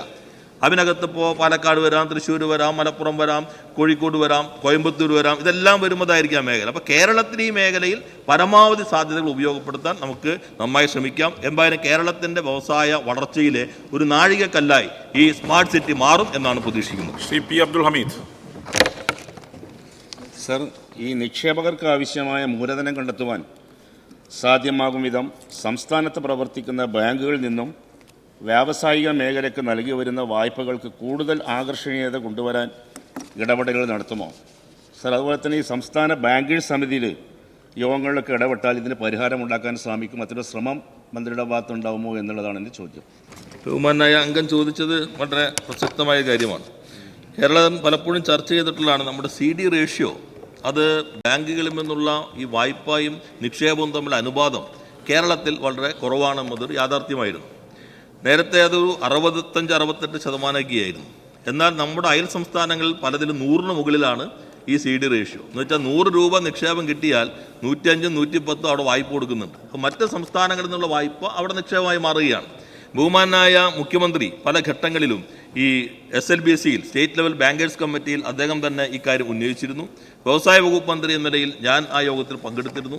ആ യോഗത്തിലും ഈ CD റേഷ്യോ ഉന്നയിച്ചു. SLBC കൺവീനറുമായി തുടർച്ചയായി ചർച്ച നടത്തിയിരുന്നു. അതിൻ്റെ ഭാഗമായി ഇപ്പോൾ ഒരു മാറ്റം CD റേഷ്യോയിൽ സംഭവിച്ചിട്ടുണ്ട്. 75% മുകളിലേക്ക് ആ CD റേഷ്യോ വന്നിട്ടുണ്ട്. ലീഡ് ബാങ്ക് കാനറ ബാങ്കാണ് കേരളത്തിൻ്റെ. അവർ ഏകദേശം 100% തന്നെ അവരുടെ CD റേഷ്യോ വന്നിട്ടുണ്ട്. അവരുടെ SLBCയുടെ തന്നെ കഴിഞ്ഞ ആനുവൽ മീറ്റിംഗിൽ വച്ച റിപ്പോർട്ടിൽ കേരളത്തിൽ MSME സെക്ടറിൽ കൊടുത്തിട്ടുള്ള ലോൺ എന്നുള്ളത് 96,000 കോടി രൂപയായി മാറിയിരിക്കുന്നു. 48,000 കോടിയിൽ നിന്ന് 96,000 കോടിയിലേക്ക് കേരളത്തിൽ MSMEയിൽ ബാങ്കിൻ്റെ വായ്പ വർദ്ധിച്ചു എന്ന് കണ്ടാൽ അതിൻ്റെ അർത്ഥം നല്ല രീതിയിൽ MSMEകൾ കേരളത്തിൽ വരുന്നു എന്നുള്ളതാണ്. എന്നാൽ അതിനകത്ത് നാം കാണേണ്ടത് താഴെ തലങ്ങളിൽ ബാങ്കുകളിലെ സംവിധാനങ്ങളിൽ സംരംഭകർക്ക് കുറേ കൂടി അനുകൂലമായ ഒരു മനോഭാവം രൂപം കൊള്ളേണ്ടതുണ്ട്. അത് ഞങ്ങളും അവരുടെ ശ്രദ്ധയിൽപ്പെടുത്തുന്നുണ്ട്. അത്തരം കാര്യങ്ങൾ കൂടി മാറ്റം വന്നാൽ ബാങ്കുകളെ കൂടി ചേർത്ത് വെച്ചുകൊണ്ട് തന്നെയാണ് കേരളത്തിൻ്റെ വ്യവസായ മേഖലയിൽ മുന്നേറ്റം നമുക്ക് കൊണ്ടുപോകാൻ കഴിയുകയുള്ളൂ. Shri Thomas K Thomas. Sir, കേരളത്തിൻ്റെ നെല്ലറയാണ് കുട്ടനാട്. പക്ഷെ ഞങ്ങളെ സംബന്ധിച്ച് ഒരു വ്യവസായവും ഇല്ലാത്തൊരു സ്ഥലമാണ്. 100 ദിന പരിപാടിയിൽ കർമ്മ പരിപാടിയിൽ rice mill, Thakazhi rice mill എന്ന് പറയുന്നൊരു സംവിധാനം ഉണ്ടായിരുന്നു. അതിനെക്കുറിച്ച് ഒരു കേട്ടുകേൾവിയും ഇപ്പോൾ ഇല്ല. അത് അടിയന്തരമായിട്ട് ആ 100 ദിന കർമ്മ പദ്ധതിയിൽ ഉൾപ്പെടുത്തി റൈസ് മില്ല് ഞങ്ങൾക്കൊന്ന് ശരിയാക്കി തരുവാൻ അങ്ങയുടെ അടിയന്തരമായ ഇടപെടൽ വേണം. ഇതാണ് എൻ്റെ ചോദ്യം. സാർ, അപ്പുറം കുട്ടനാടിൻ്റെ മേഖലയിൽ ഇപ്പോൾ നമ്മൾ ചെങ്ങന്നൂർ റൈസ് മില്ലിൻ്റെ പൂർത്തീകരണത്തിലുള്ള നടപടിയിലാണ് വെക്കുന്നത്. സഹകരണ വകുപ്പ് തന്നെ കോട്ടയത്ത് നല്ല രീതിയിൽ ഒരു മില്ലിൻ്റെ ഉദ്ഘാടനത്തിലേക്ക് എത്തുകയാണ്. അദ്ദേഹം പറഞ്ഞത് കുട്ടനാടാണല്ലോ നമ്മുടെ നെല്ലറകൾ ഒന്ന്. അവിടെയും ഇത്തരം കാര്യങ്ങൾ അടുത്ത ഘട്ടം വരുമ്പോൾ നമുക്ക് പരിശോധിക്കാം, സാധ്യതകൾ പരിശോധിക്കാം. പിന്നെ എല്ലാ മണ്ഡലങ്ങളിലും നമുക്ക് വ്യവസായ സാധ്യതകൾക്ക് വേണ്ടി പുതിയ ചട്ടങ്ങളും അതോടെ മാർഗനിർദ്ദേശങ്ങളും വന്നിട്ടുണ്ട്. സ്വകാര്യ വ്യവസായ പാർക്കുകൾ 1 വർഷത്തിനുള്ളിൽ നമുക്ക് കേരളത്തിൽ 30 സ്വകാര്യ വ്യവസായ പാർക്കുകൾക്ക് ഈ ഗവൺമെൻറ് അനുമതി നൽകി കഴിഞ്ഞിട്ടുണ്ട്. 30 എണ്ണം. അതെല്ലാ മണ്ഡലങ്ങളിലും നമുക്ക് ഉപയോഗിക്കാൻ കഴിയും. ഇപ്പോൾ പുതുതായി നമ്മൾ പ്രഖ്യാപിച്ചിട്ടുണ്ട് ക്യാമ്പസ് ഇൻഡസ്ട്രിയൽ പാർക്ക്, കോളേജുകളോട് ചേർന്ന് വ്യവസായ പാർക്ക്, 80 ഉന്നത വിദ്യാഭ്യാസ കേന്ദ്രങ്ങൾ ഇതിനാവശ്യമായിട്ടുള്ള എക്സ്പ്രഷൻ ഓഫ് ഇൻട്രസ്റ്റ് നൽകിയിട്ടുണ്ട്. ചില സ്ഥാപനങ്ങൾ ഇപ്പോൾ ഓൺലൈനിൽ അപേക്ഷകൾ സബ്മിറ്റ് ചെയ്തിട്ടുണ്ട്. അപ്പോൾ എല്ലാ MLA-മാരും അവരവരുടെ മണ്ഡലത്തിലുള്ള ഉന്നത വിദ്യാഭ്യാസ കേന്ദ്രങ്ങളെയും ഇതുമായി കണ്ണിചേർക്കാം. സ്വകാര്യ സംരംഭകരുടെ എസ്റ്റേറ്റിന് ആവശ്യമായി പിന്തുണ നൽകാം. ഇതെല്ലാം ചേരുമ്പോൾ എല്ലാ മണ്ഡലങ്ങളും നമുക്ക് വ്യവസായമായി മുന്നേറ്റത്തിലേക്ക് എത്തിക്കാൻ കഴിയും. ശ്രീ അനൂപ് ജേക്കബ്. സാർ, ഇവിടെ കോട്ടയം വെള്ളൂരിൽ KSIDCക്ക് ഏകദേശം 200 ഏക്കറോളം സ്ഥലം ഉപയോഗശൂന്യമായി കിടക്കുന്ന ഒരു സ്ഥിതിവിശേഷമുണ്ട്. സാർ, അത് എയിംസ് നൽകാനായിട്ടുള്ള നടപടികൾ സ്വീകരിക്കാൻ പ്രപ്പോസ് ചെയ്യാൻ ഗവൺമെൻറ് തയ്യാറാവുമോ? ഇപ്പം കിനാലൂരിൽ മുമ്പോട്ട് വച്ചിരിക്കുന്ന സ്ഥലം കേന്ദ്ര മാനദണ്ഡങ്ങൾക്ക് പൂർണ്ണമായും അനുയോജ്യമല്ല എന്ന അഭിപ്രായങ്ങൾ പല കേന്ദ്രങ്ങളിൽ നിന്ന് ഉയരുന്നുണ്ട്. അപ്പോൾ മറ്റൊരു ഓപ്ഷൻ എന്ന നിലയിൽ ഈ സ്ഥലം മുമ്പോട്ട് വെക്കാൻ ഗവൺമെൻറ് തയ്യാറാവുമോ എന്നുള്ളത്. കാരണം മധ്യ കേരളത്തിൽ ഇത് ആരംഭം കുറിക്കാനുള്ള നടപടികൾ, ഒപ്പം തന്നെ മന്ത്രിയുടെ ശ്രദ്ധയിലുള്ളതുപോലെ ട്രാക്കോ കേബിളിൻ്റെ സ്ഥലം, ആ പദ്ധതി മുമ്പോട്ട് കൊണ്ടുപോകാൻ ഗവൺമെൻറ് ഉദ്ദേശിക്കുന്നുണ്ടോ? ഇല്ല എന്നുണ്ടെങ്കിൽ അത് മറ്റേതെങ്കിലും സ്കീമിലായിട്ട് ആ സ്ഥലം ഉപയോഗിക്കാൻ ഗവൺമെൻറ് തയ്യാറാവുന്നു? 2 ചോദ്യങ്ങളാണെങ്കിൽ വളരെ ഗൗരവമുള്ള 2 പ്രശ്നങ്ങളാണ് സാർ. ഈ വെള്ളൂർ യഥാർത്ഥത്തിൽ KSIDCയിലല്ല, കിൻഫ്രയുടെ കയ്യിലുള്ള സ്ഥലമാണ്. യഥാർത്ഥത്തിൽ നമുക്കങ്ങനെ സ്ഥലമില്ല. ഒന്ന് HNL KPPL എന്ന രൂപത്തിൽ ഇപ്പോൾ നന്നായി പ്രവർത്തിച്ചുകൊണ്ടിരിക്കുകയാണ്. 2 കേരള റബ്ബർ ലിമിറ്റഡ് പുതിയ കമ്പനി രൂപീകരിച്ചു. ആ കമ്പനി ഇൻഫ്രാസ്ട്രക്ചർ ഡെവലപ്മെൻറ്റ് മുന്നോട്ട് പോയി ഇപ്പോൾ അലോട്ട്മെൻറ്റിലേക്ക് എത്തുകയാണ്. നല്ല രീതിയിൽ അതിലേക്ക് എത്തി. എന്നാൽ അവിടെ തന്നെയുള്ള ബാക്കി സ്ഥലം എന്നുള്ളത് നമുക്ക് ഉപയോഗിക്കാൻ പറ്റുന്നതല്ല. ഈ ചതുപ്പും മറ്റു രീതിയിലുള്ള സ്ഥലങ്ങളാണ്. പിന്നെ HNL ഉള്ള സമയത്ത് അതിൻ്റെ ഗ്രീൻ ഏരിയ, ഇങ്ങനെ കുറേ കാര്യങ്ങൾക്ക് വേണ്ടിയുള്ള സ്ഥലങ്ങൾ തന്നെയാണ് ബാക്കിയുള്ളത്. ഈ പറയുന്ന പോലെ ഒറ്റ സ്റ്റേറ്റിൽ അത്ര സ്ഥലമില്ല. കിനാലൂര് ഈ പറയുന്ന പ്രശ്നങ്ങളില്ല. അവിടെ യഥാർത്ഥത്തിൽ റെക്കോർഡ് വേഗത്തിലാണ് നമ്മൾ സ്ഥലം ആരോഗ്യവകുപ്പിന് കൈമാറി കൊടുത്തത്. നല്ല രീതിയിൽ വ്യവസായ സംരംഭങ്ങൾക്ക് അപേക്ഷ നിൽക്കുമ്പോൾ തന്നെ എയിംസ് നാടിൻ്റെ പൊതു ആവശ്യമാണ് എന്ന് കണക്കാക്കി ക്യാബിനറ്റ് തീരുമാനിച്ചു. തീരുമാനം അതിവേഗത്തിൽ തന്നെ നമ്മൾ ഇംപ്ലിമെൻ്റ് ചെയ്തു. പൂർണ്ണമായിട്ടും ആരോഗ്യവകുപ്പിലേക്ക് കൈമാറി. അതിന് വേറെ തരത്തിലുള്ള ഒരു പ്രശ്നവും ഇതേവരെ ഗവൺമെൻറ്റിനെ അവരറിയിച്ചിട്ടില്ല. എന്തായാലും നമുക്ക് അർഹതപ്പെട്ടതാണ്. ട്രാക്കോ കേബിളിൻ്റെ കാര്യത്തിൽ ഇപ്പോൾ തുടർച്ചയായി നഷ്ടത്തിലിരിക്കുന്ന ഒരു സ്ഥാപനമാണ്. അത് മുന്നോട്ട് പോകാൻ കഴിയാത്ത 245 കോടിയോളം രൂപയാണ് അക്യുമുലേറ്റഡ് ലയബിലിറ്റി ആയിട്ട് ആ സ്ഥാപനത്തിനുള്ളത്. അതിൻ്റെ ഭാഗമായി ഞങ്ങൾ ചർച്ച ചെയ്തപ്പോൾ ഒരു നിർദ്ദേശം വന്നത് ട്രേഡ് യൂണിയനുകളായിട്ട് ചർച്ച ചെയ്തു. ട്രേഡ് യൂണിയനുകളുടെ സംസ്ഥാന നേതൃത്വവുമായി ചർച്ച ചെയ്തു. അതിൻ്റെ അടിസ്ഥാനത്തിൽ ഇപ്പോൾ ഒരു പ്രപ്പോസൽ വന്നിട്ടുള്ളത് 2 യൂണിറ്റുകൾ മെർജ് ചെയ്യുക, ഇരുമ്പനവും തിരുവല്ലയും. അങ്ങനെയാണെങ്കിൽ അത് പട്ടയ ഭൂമിയാണ്, നമുക്ക് വിൽക്കാൻ കഴിയില്ല. ഈ ട്രാക്കോൻ്റെ ഭൂമി പട്ടയ ഭൂമിയാണ്, നമുക്ക് വിൽക്കാൻ കഴിയില്ല. ആകെ ചെയ്യാവുന്നത് വേറെ ഏതെങ്കിലും ഏജൻസി കൈമാറാം. നേരത്തെ ഏത് ഗവൺമെൻറ്റാണെന്ന് ഓർക്കുന്നില്ല, ടെൽക്ക് പ്രതിസന്ധി വന്നപ്പോൾ ടെൽക്കിൻ്റെ ലാൻഡ് KSIDCക്ക് കൈമാറി. അങ്ങനെയാണ്, അങ്ങ് മന്ത്രിയായിരിക്കുമ്പോഴാണോ ഇത് ഇളമരാണെന്ന് ഞാൻ ഓർക്കുന്നില്ല. അന്ന് അങ്ങനെ കൈമാറിയതിൻ്റെ ഭാഗമായിട്ടാണ് ടെൽക്കിന് ഗവൺമെൻറ് തന്നെ KSIDCന്ന് പണം അങ്ങോട്ട് കൊടുത്തു. അപ്പോൾ നല്ല രീതിയിൽ ടെൽക്കും മുന്നോട്ട് പോകാൻ, പ്രതിസന്ധി മറികടക്കാൻ കഴിഞ്ഞു. ഒപ്പം ഇപ്പുറത്ത് നമുക്ക് നല്ല പാർക്ക് തുടങ്ങാൻ കഴിഞ്ഞു. ആ പാർക്കിലാണ് ഇപ്പോൾ ഞാൻ സഭയുടെ ശ്രദ്ധയിൽപ്പെടുത്താൻ ഉദ്ദേശിക്കുന്നത്, ലോകത്തിലെ തന്നെ ഏറ്റവും പ്രശസ്തമായ കമ്പനി കോവാക്സിൻ നിർമ്മിച്ച് ആ കോവിഡ് കാലഘട്ടത്തിൽ വലിയ തോതിൽ തന്നെ ഇടപെട്ട കമ്പനി ഭാരത് ബയോടെക്, അവരുടെ ഫുഡ് പ്രോസസ്സിംഗ് രംഗത്തെ യൂണിറ്റ് ഈ അങ്കമാലിയിലെ ഈ പാർക്കിൽ ഇപ്പോൾ ആരംഭിക്കുകയാണ് എന്ന കാര്യം കൊണ്ട് സഭയിൽ ശ്രദ്ധയപ്പെടുത്തുകയാണ്. അതേപോലെ തന്നെ ഈ സ്ഥലം നമുക്ക് ഇൻഫോ പാർക്കിന് കൈമാറാൻ കഴിയും എന്നതാണ് കണക്കാക്കുന്നത്. അങ്ങനെ വരികയാണെങ്കിൽ അങ്ങയുടെ മണ്ഡലത്തിൽ നല്ല രീതിയിലുള്ള ഇൻഫോ പാർക്ക് കൊണ്ടുവരാൻ കഴിയും. ഈ തൊഴിലാളികളെ പൂർണ്ണമായി സംരക്ഷിച്ചുകൊണ്ട് ആ രൂപത്തിലുള്ള തീരുമാനമായിരിക്കും എടുക്കാനായിട്ട് സർക്കാർ ഉദ്ദേശിക്കുന്നത്. ചോദ്യം നമ്പർ 32 ശ്രീ തിരുവഞ്ചൂർ രാധാകൃഷ്ണൻ, ബഹുമാനപ്പെട്ട ധനകാര്യ വകുപ്പ് മന്ത്രിക്ക് വേണ്ടി, തദ്ദേശ സ്വയംഭരണം, എക്സൈസ്, പാർലമെന്ററി കാര്യ വകുപ്പ് മന്ത്രി. സർ, 50ാമത് GST കൗൺസിലിൻ്റെ ശുപാർശയനുസരിച്ച് HSN ചാപ്റ്റർ 71 കീഴിൽ വരുന്ന സ്വർണത്തിൻ്റെയും വിലയേറിയ രത്നങ്ങളുടെയും ചരക്ക് നീക്കങ്ങൾക്ക് E-way ബിൽ നടപ്പാക്കുന്നതിന് തീരുമാനിക്കുകയും തുടർന്ന് ചട്ടം 138F ഉൾപ്പെടുത്തിക്കൊണ്ട് ചട്ടഭേദഗതി കേന്ദ്ര വിജ്ഞാപനം 2023 August 4 notification number 38/2023 central tax പ്രകാരം CGST റൂളിലും 30/9/2023 SRO 1062/2023 പ്രകാരം SGST റൂളിലും കൊണ്ടുവന്നിട്ടുണ്ട്. ഇത് പ്രകാരം HSN ചാപ്റ്റർ 71 കീഴിൽ വരുന്ന സ്വർണത്തിൻ്റെയും വിലയേറിയ രത്നങ്ങളുടെയും സംസ്ഥാനത്തിനുള്ളിൽ നടക്കുന്ന 2 ലക്ഷമോ അല്ലെങ്കിൽ 2 ലക്ഷത്തിന് മുകളിൽ അതാത് സംസ്ഥാനങ്ങളിലെ സെൻറ്ററിൻ്റെയും സ്റ്റേറ്റിൻ്റെയും നികുതി ഡിപ്പാർട്ട്മെൻറ്റ് അതോറിറ്റികൾ സംയുക്തമായി തീരുമാനിക്കുന്ന തുകയ്ക്കോ വരുന്ന ഇടപാടുകൾക്ക് E-way ബില്ലുകൾ ബാധകമാകുന്നതാണ്. കേന്ദ്ര GST അധികൃതരുമായി ചർച്ച ചെയ്ത് സംസ്ഥാനത്തിനകത്തുള്ള സ്വർണത്തിൻ്റെയും മറ്റ് വിലയേറിയ രത്നങ്ങളുടെയും സംസ്ഥാനത്തിനകത്തുള്ള ചരക്കു നീക്കത്തിന് E-way ബില്ല് ബാധകമാകുന്ന തുക എത്രയെന്ന് തീരുമാനിക്കുന്നതിനുള്ള നടപടികൾ പുരോഗമിച്ചു വരുന്നു. 50ാമത് GST കൗൺസിലിൻ്റെ ശുപാർശയനുസരിച്ച് HSN ചാപ്റ്റർ 71 കീഴിൽ വരുന്ന സ്വർണത്തിൻ്റെയും വിലയേറിയ രത്നങ്ങളുടെയും ചരക്ക് നീക്കങ്ങൾക്ക് E-way ബിൽ നടപ്പാക്കുന്നതിന് തീരുമാനിക്കുകയും തുടർന്ന് ചട്ടം 138F ഉൾപ്പെടുത്തിക്കൊണ്ട് ചട്ടഭേദഗതി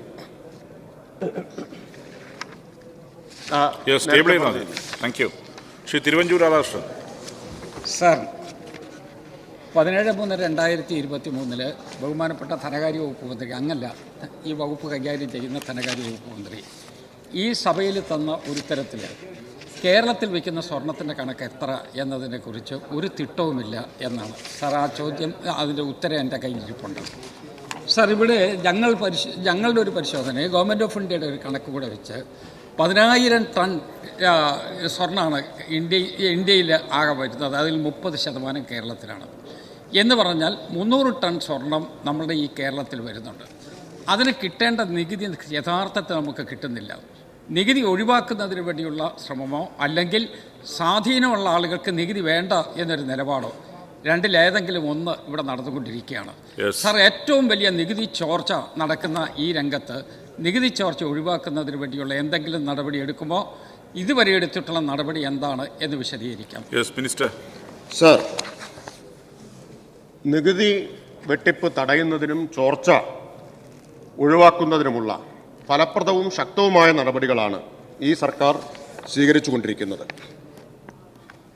സർ, 2024-25 ഈ സെപ്റ്റംബർ 30 വരെ മാത്രം നടത്തിയ പരിശോധനകളുടെ എണ്ണം 343 ഈ സെപ്റ്റംബർ 30 വരെ കഴിഞ്ഞ 6 മാസത്തിനുള്ളിൽ, ഈ സാമ്പത്തിക വർഷത്തെ 6 മാസത്തിനുള്ളിൽ ഈ പരിശോധനകളിലൂടെ കണ്ടെത്തിയ നികുതി വെട്ടിപ്പ്, GST വെട്ടിപ്പ് 488 കോടി രൂപയുടേതാണ്.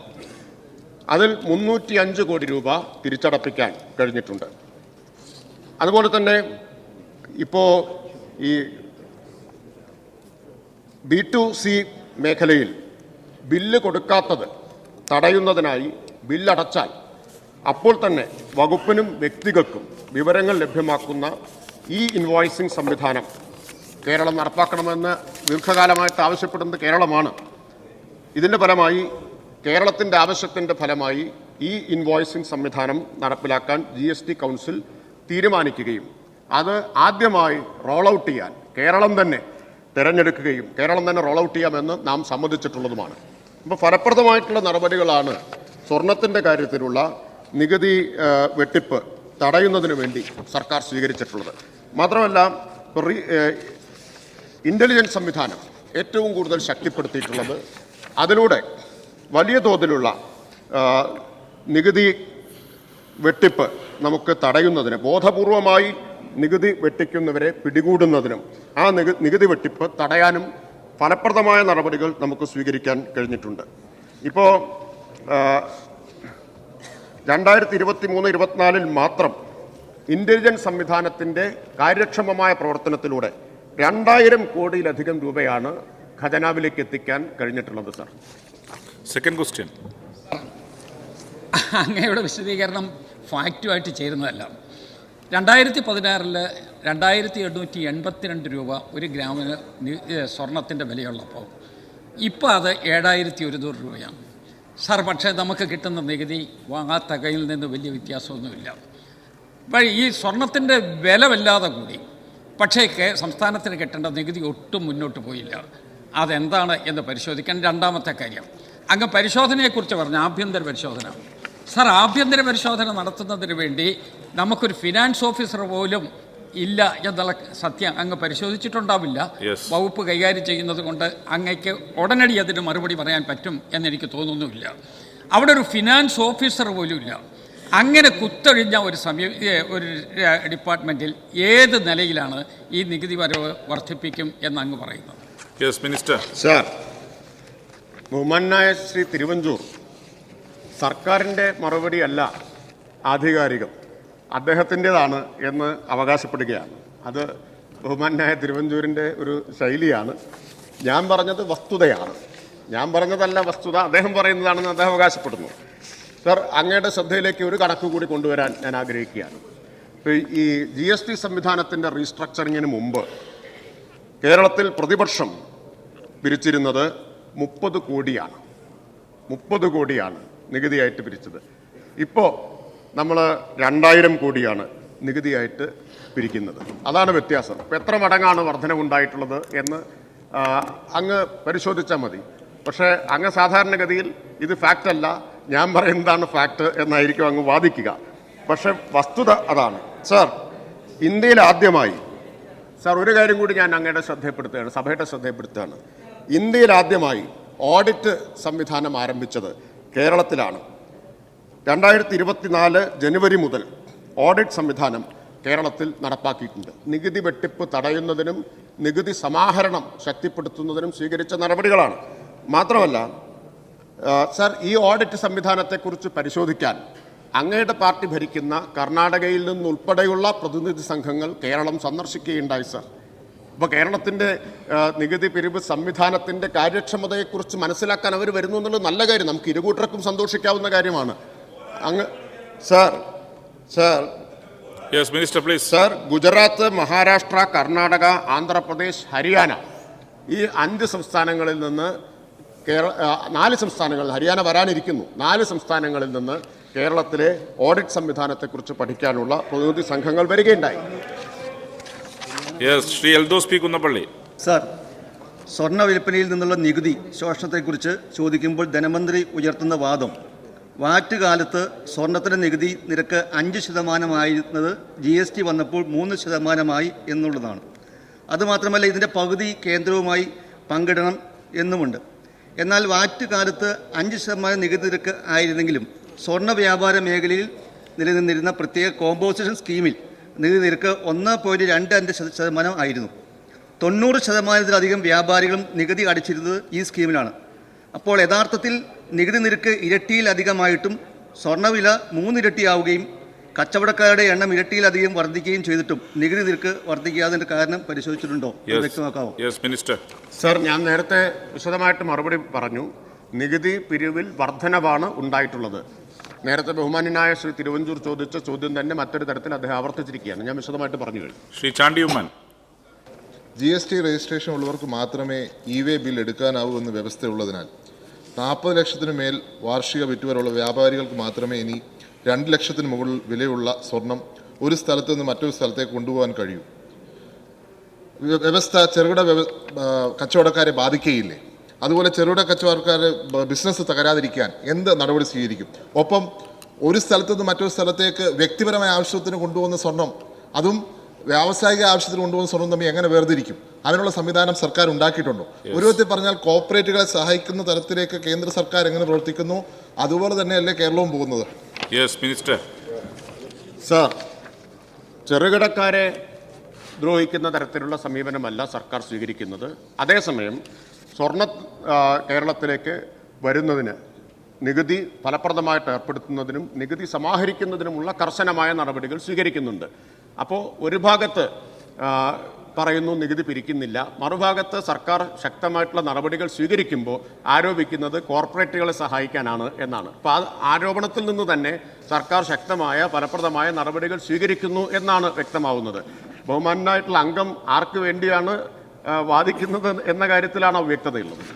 Shri T J Vinod.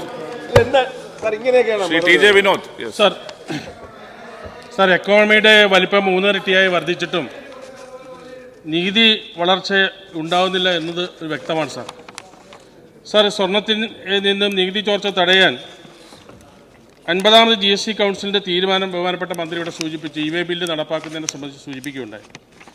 സ്വർണത്തിൻ്റെ രൂപവും മൂല്യവും അതിൻ്റെ പ്രത്യേക സ്വഭാവവും പരിഗണിക്കുമ്പോൾ ഇ-വേ ബിൽ മോട്ടോർ വാഹനങ്ങളിൽ കൊണ്ടുപോകുമ്പോൾ മാത്രമാണ് ബാധകമാകുക.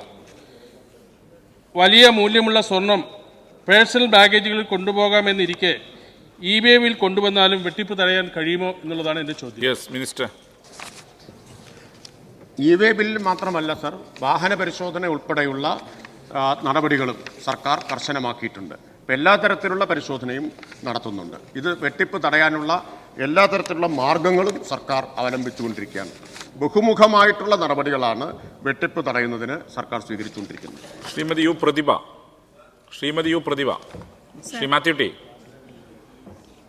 ശ്രീ മാത്യു ടി തോമസ്. സർ, അസാധാരണമായിട്ടുള്ള ഒരു ആംനസ്റ്റി പദ്ധതിയാണല്ലോ ഇത്തവണ നമ്മുടെ സർക്കാർ ബജറ്റിലൂടെ പ്രഖ്യാപിച്ചിട്ടുള്ളത്. അപ്പോൾ ഈ പദ്ധതിയിലൂടെ എന്തൊക്കെ നേട്ടങ്ങളാണ് വിഭാവനം ചെയ്യുന്നതെന്ന് പറയാമോ? മിനിസ്റ്റർ. സർ, GSTക്ക് മുമ്പുള്ള കുടിശ്ശികകളെ വളരെ ഉദാരമായിട്ടുള്ള ഒരു സമീപനത്തിലൂടെ തീർപ്പാക്കാൻ ഉദ്ദേശിച്ചുകൊണ്ടാണ് ഇത്തവണ ഒരു ആംനസ്റ്റി പദ്ധതി നടപ്പാക്കിയിട്ടുള്ളത്. സർ, വളരെ പഴയ അരിയറുകളടക്കം നമ്മുടെ സംവിധാനത്തിൽ കെട്ടിക്കിടക്കുകയാണ്. ഇപ്പോൾ പരിശോധിക്കുമ്പോൾ 1960കളിലെ അരിയറുകൾ വരെ ഈ കൂട്ടത്തിലുണ്ട് എന്നാണ് കാണുന്നത്. മാത്രമല്ല ചെറുകിട മേഖലയ്ക്കാണ് ഏറ്റവും കൂടുതൽ അരിയർ ബാധ്യത ഉള്ളതായിട്ട് കാണുന്നത്. ഇപ്പം 40,000-ൽ പരം അരിയറുകളുള്ളതിൽ പകുതിയോളം അരിയറുകൾ 1 ലക്ഷം രൂപയിൽ താഴെയുള്ള അരിയറുകളാണ്. ഇവയെ പൂർണ്ണമായി ഒഴിവാക്കിക്കൊണ്ട് ഒരു ക്ലീൻ സ്ലേറ്റിൽ വ്യാപാര മേഖലയ്ക്ക്, ചെറുകിട മേഖലയ്ക്ക് ആരംഭിക്കാൻ അവസരം കൊടുക്കുക എന്നതാണ് ഈ ആംനസ്റ്റി പദ്ധതിയുടെ ഒരു ലക്ഷ്യം. ഈ ചെറിയ അരിയറുകൾ പൂർണ്ണമായിട്ടും ഒഴിവാക്കിക്കൊണ്ട്. സർ, രണ്ടാമത്തെ ലക്ഷ്യം ഈ അരിയറുകളെ ഒഴിവാക്കി GST സംവിധാനത്തിൻ്റെ, നികുതി പിരിവ് സംവിധാനത്തിൻ്റെ കാര്യക്ഷമത വർദ്ധിപ്പിക്കുക എന്നതാണ്.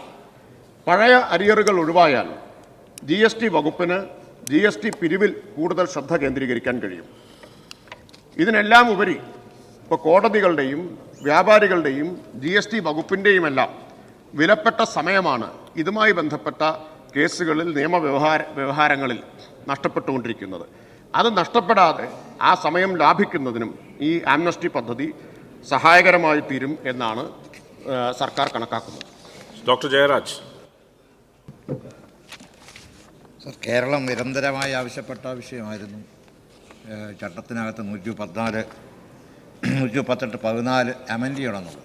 ആ ഇ-വേ ബില്ല് കൊണ്ടുവരുന്ന കാര്യത്തിൽ കേരളം എടുത്ത് വലിയൊരു ശക്തമായ നിലപാടാണ്. ആ കാര്യത്തിൽ കേരള ഗവൺമെൻറ്റിനെ പ്രത്യേകമായിട്ട് അഭിനന്ദിക്കുകയാണ്.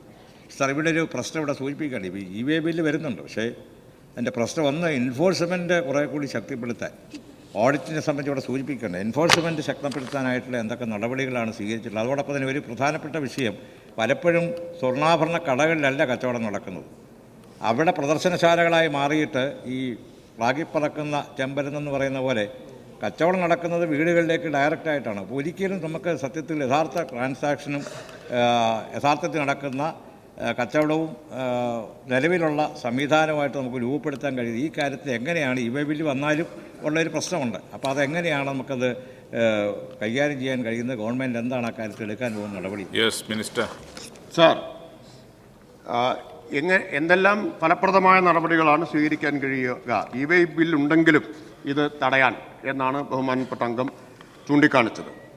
സർ, ഫയൽ ചെയ്യുന്ന റിട്ടേണുകൾ കാര്യക്ഷമമാണോ എന്ന പ്രാഥമിക പരിശോധന നടത്താൻ ഉള്ള സംവിധാനം ധനകാര്യ വകുപ്പ് ഏർപ്പെടുത്തിയിട്ടുണ്ട്. Tax pair services. അതുപോലെ തന്നെ റിട്ടേണുകൾ ശരിയാണോ എന്ന് പരിശോധിക്കാനുള്ളതാണ് ഓഡിറ്റ് സംവിധാനം. അതുപോലെ മനഃപൂർവ്വമായിട്ട് നികുതി വെട്ടിപ്പ് നടത്തുന്നവരെ പിടികൂടാനും അവരെ അത് തടയുന്നതിനുമുള്ള സംവിധാനമായി ഇൻ്റലിജൻസ് സംവിധാനം. അങ്ങനെ ഒരു ത്രിതല സംവിധാനമാണ് ഓഡിറ്റ് വകുപ്പ്, ധനകാര്യ വകുപ്പ് ഏർപ്പെടുത്തിയിട്ടുള്ളത്. ഇപ്പോൾ GST കൗൺസിലിൽ രാജ്യത്തെ ഏറ്റവും മികച്ച ഇൻ്റലിജൻസ് സംവിധാനമായി GST സെക്രട്ടേറിയറ്റ് അവതരിപ്പിച്ചത് കേരളത്തെയാണ്. 2023-24 നമ്മൾ നികുതി പിരിവ് നടത്തിയതിൻ്റെ കണക്ക് ഞാൻ ഇവിടെ പറഞ്ഞു, 2000 കോടിയിലധികമാണ്. ഇപ്പോൾ GST കൗൺസിലിൻ്റെ സെക്രട്ടേറിയറ്റ് തന്നെ ഒരു മാതൃകയായി ചൂണ്ടിക്കാണിച്ചത് കേരളത്തിലെ ഇൻ്റലിജൻസ് സംവിധാനത്തെയാണ്. അപ്പോൾ ഫലപ്രദമായിട്ടുള്ള നടപടികൾ intelligence, audit, tax pair services എന്നീ 3 സംവിധാനങ്ങളിലൂടെ സർക്കാർ ഏർപ്പെടുത്തിയിട്ടുണ്ട്. Yes LOP. Yes leader of position. Yes പറഞ്ഞോ. സർ, ആധികാരികം എന്ന പേരിൽ ബഹുമാനപ്പെട്ട മന്ത്രി ഇവിടെ പറഞ്ഞത് അവാസ്തവമായ കാര്യങ്ങളാണ്. അദ്ദേഹം പറഞ്ഞൊരു പ്രധാനപ്പെട്ട പോയിന്റ്, വാറ്റ് സിസ്റ്റം ഇരുന്നപ്പോൾ 5% സ്വർണത്തിൻ്റെ നികുതി, ഇപ്പം 3% അപ്പോൾ കുറയും ടാക്സ്. മാത്രമല്ല പകുതി കേന്ദ്രത്തിന് പോകും.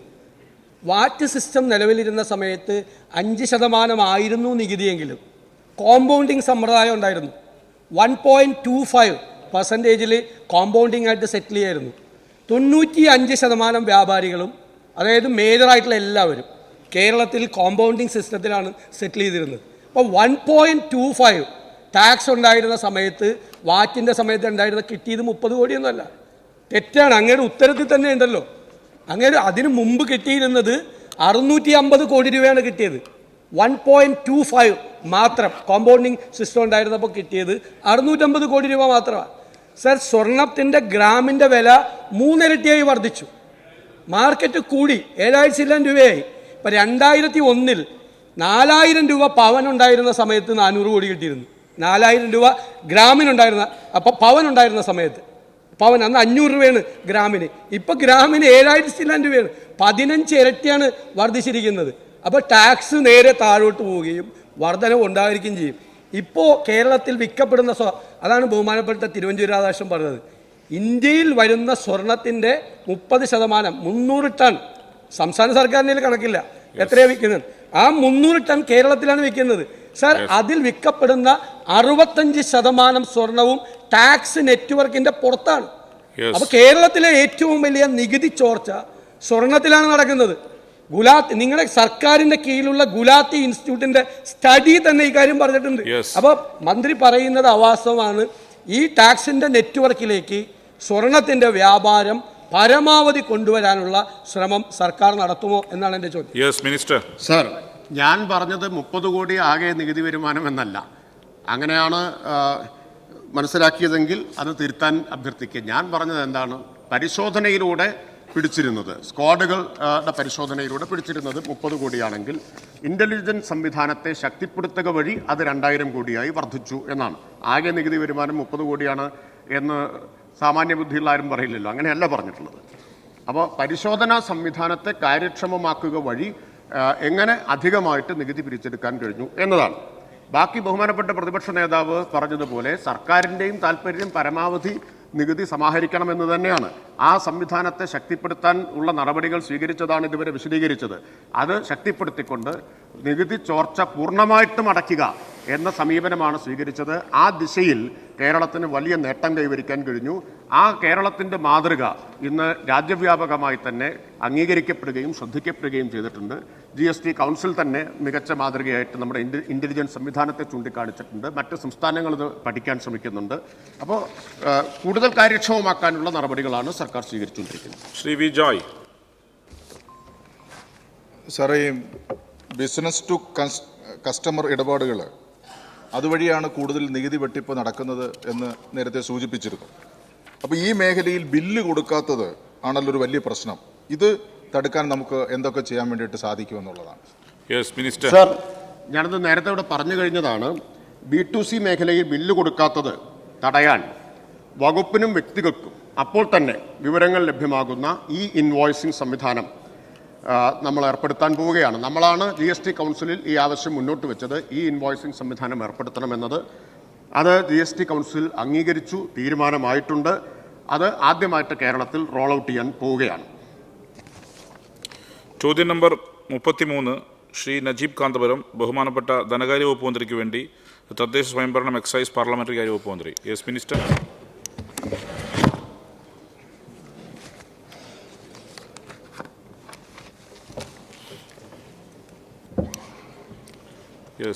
സർ, സംസ്ഥാനത്തിന് ലഭിച്ചു വരുന്ന കേന്ദ്ര ധന കൈമാറ്റത്തിൽ വന്ന ഭീമമായ കുറവും വിവിധങ്ങളായ കാരണങ്ങൾ ഉയർത്തി സംസ്ഥാനത്തിൻ്റെ കടമെടുപ്പ് പരിധിയിൽ കേന്ദ്ര സർക്കാർ വരുത്തി വരുന്ന വെട്ടിക്കുറവും കേന്ദ്രാവിഷ്കൃത പദ്ധതികളിലെ ചെലവ് പങ്കിടൽ വ്യവസ്ഥ സംസ്ഥാനങ്ങൾക്ക് കൂടുതൽ സാമ്പത്തിക ബാധ്യത വരുത്തുന്ന രീതിയിൽ പുനഃക്രമീകരിച്ചതും ബ്രാൻഡിങ്ങിൻ്റെ പേരിൽ ചില കേന്ദ്രാവിഷ്കൃത പദ്ധതികളിലെ ഫണ്ട് തടഞ്ഞുവെക്കുന്നതും ചരക്ക് സേവന നികുതിയിലെ റവന്യൂ പങ്കിടൽ അനുപാതം സംസ്ഥാനങ്ങൾക്ക് അർഹതപ്പെട്ട വിഹിതം ലഭിക്കത്തക്ക വിധം പുനർനിശ്ചയിക്കാത്തതും അടിക്കടി ഉണ്ടാകുന്ന പ്രകൃതി ദുരന്തങ്ങളും സംസ്ഥാനത്തിൻ്റെ വരുമാനത്തിൽ ഗണ്യമായ ഇടിവിന് ഹേതുവായിട്ടുണ്ട്.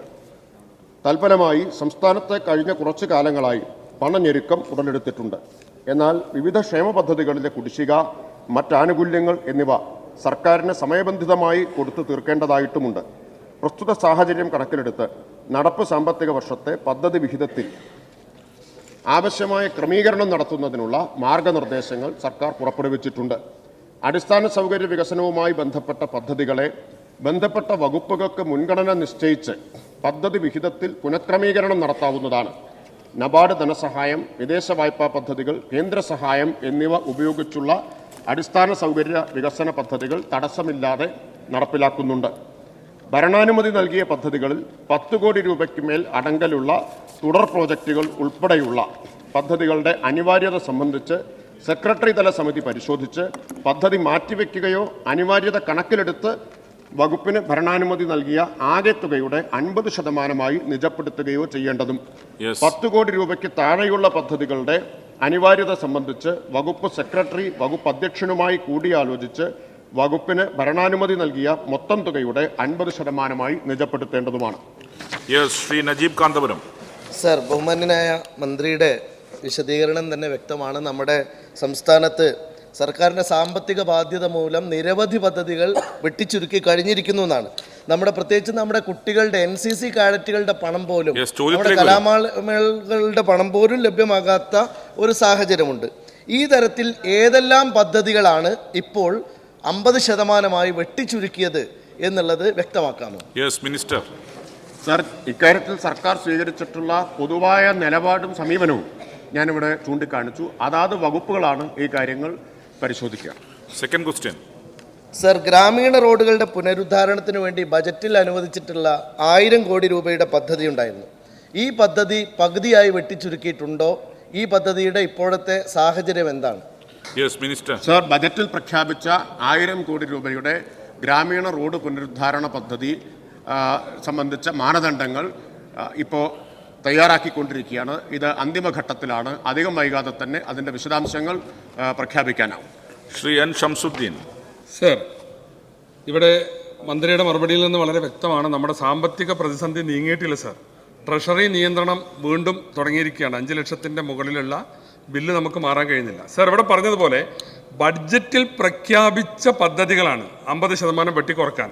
10 കോടിയുടെ മുകളിലുള്ളതാണെങ്കിൽ ചീഫ് സെക്രട്ടറി അടക്കമുള്ള 3 അംഗ സമിതിയും 10 കോടിയിൽ താഴെ ഉള്ളതാണെങ്കിൽ അതാത് വകുപ്പ് സെക്രട്ടറിമാർക്കും അത് വെട്ടിക്കുറക്കാനാണ്. സാർ, ഈ ബഡ്ജറ്റിൽ പ്രഖ്യാപിച്ച പദ്ധതി എങ്ങനെയാണ് നിങ്ങൾ ഇല്ലാതെയാക്കുന്നത്? സാർ, ഞാൻ ഒറ്റ കാര്യം ഇതിൽ ചോദിക്കുന്നുള്ളൂ. സാർ, ഇവിടെ ഇത് വെട്ടിക്കുറക്കുന്നതിന് പകരം നമ്മൾ നടത്തുന്ന കുറേ മേളകളുണ്ട്, കേരളീയം, മാനവീയം, ഇനി അതുപോലെ പല മേളകളും സർക്കാർ പ്രഖ്യാപിച്ചിട്ടുണ്ട്. അതിനുള്ള ചെലവുകളെല്ലാം അത് ഒഴിവാക്കി അതിനുള്ള ചെലവുകൾ സമാഹരിച്ചാൽ, അത് സേവ് ചെയ്താൽ ഈ വെട്ടിക്കുറക്കൽ ഒഴിവാക്കാൻ കഴിയുമോ എന്ന് സർക്കാർ പരിശോധിച്ചിട്ടുണ്ടോ?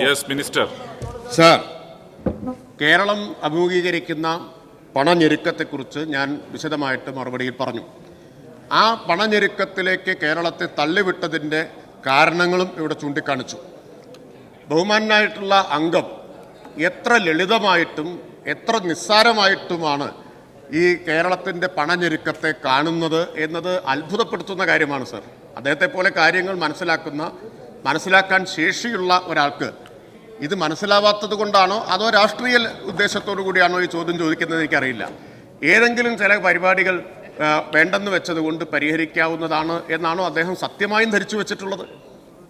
1-2 പരിപാടി മാറ്റിയാൽ കേരളത്തിൻ്റെ ഈ സാർ എന്താണ് സ്ഥിതി? എന്താണ് കാരണം?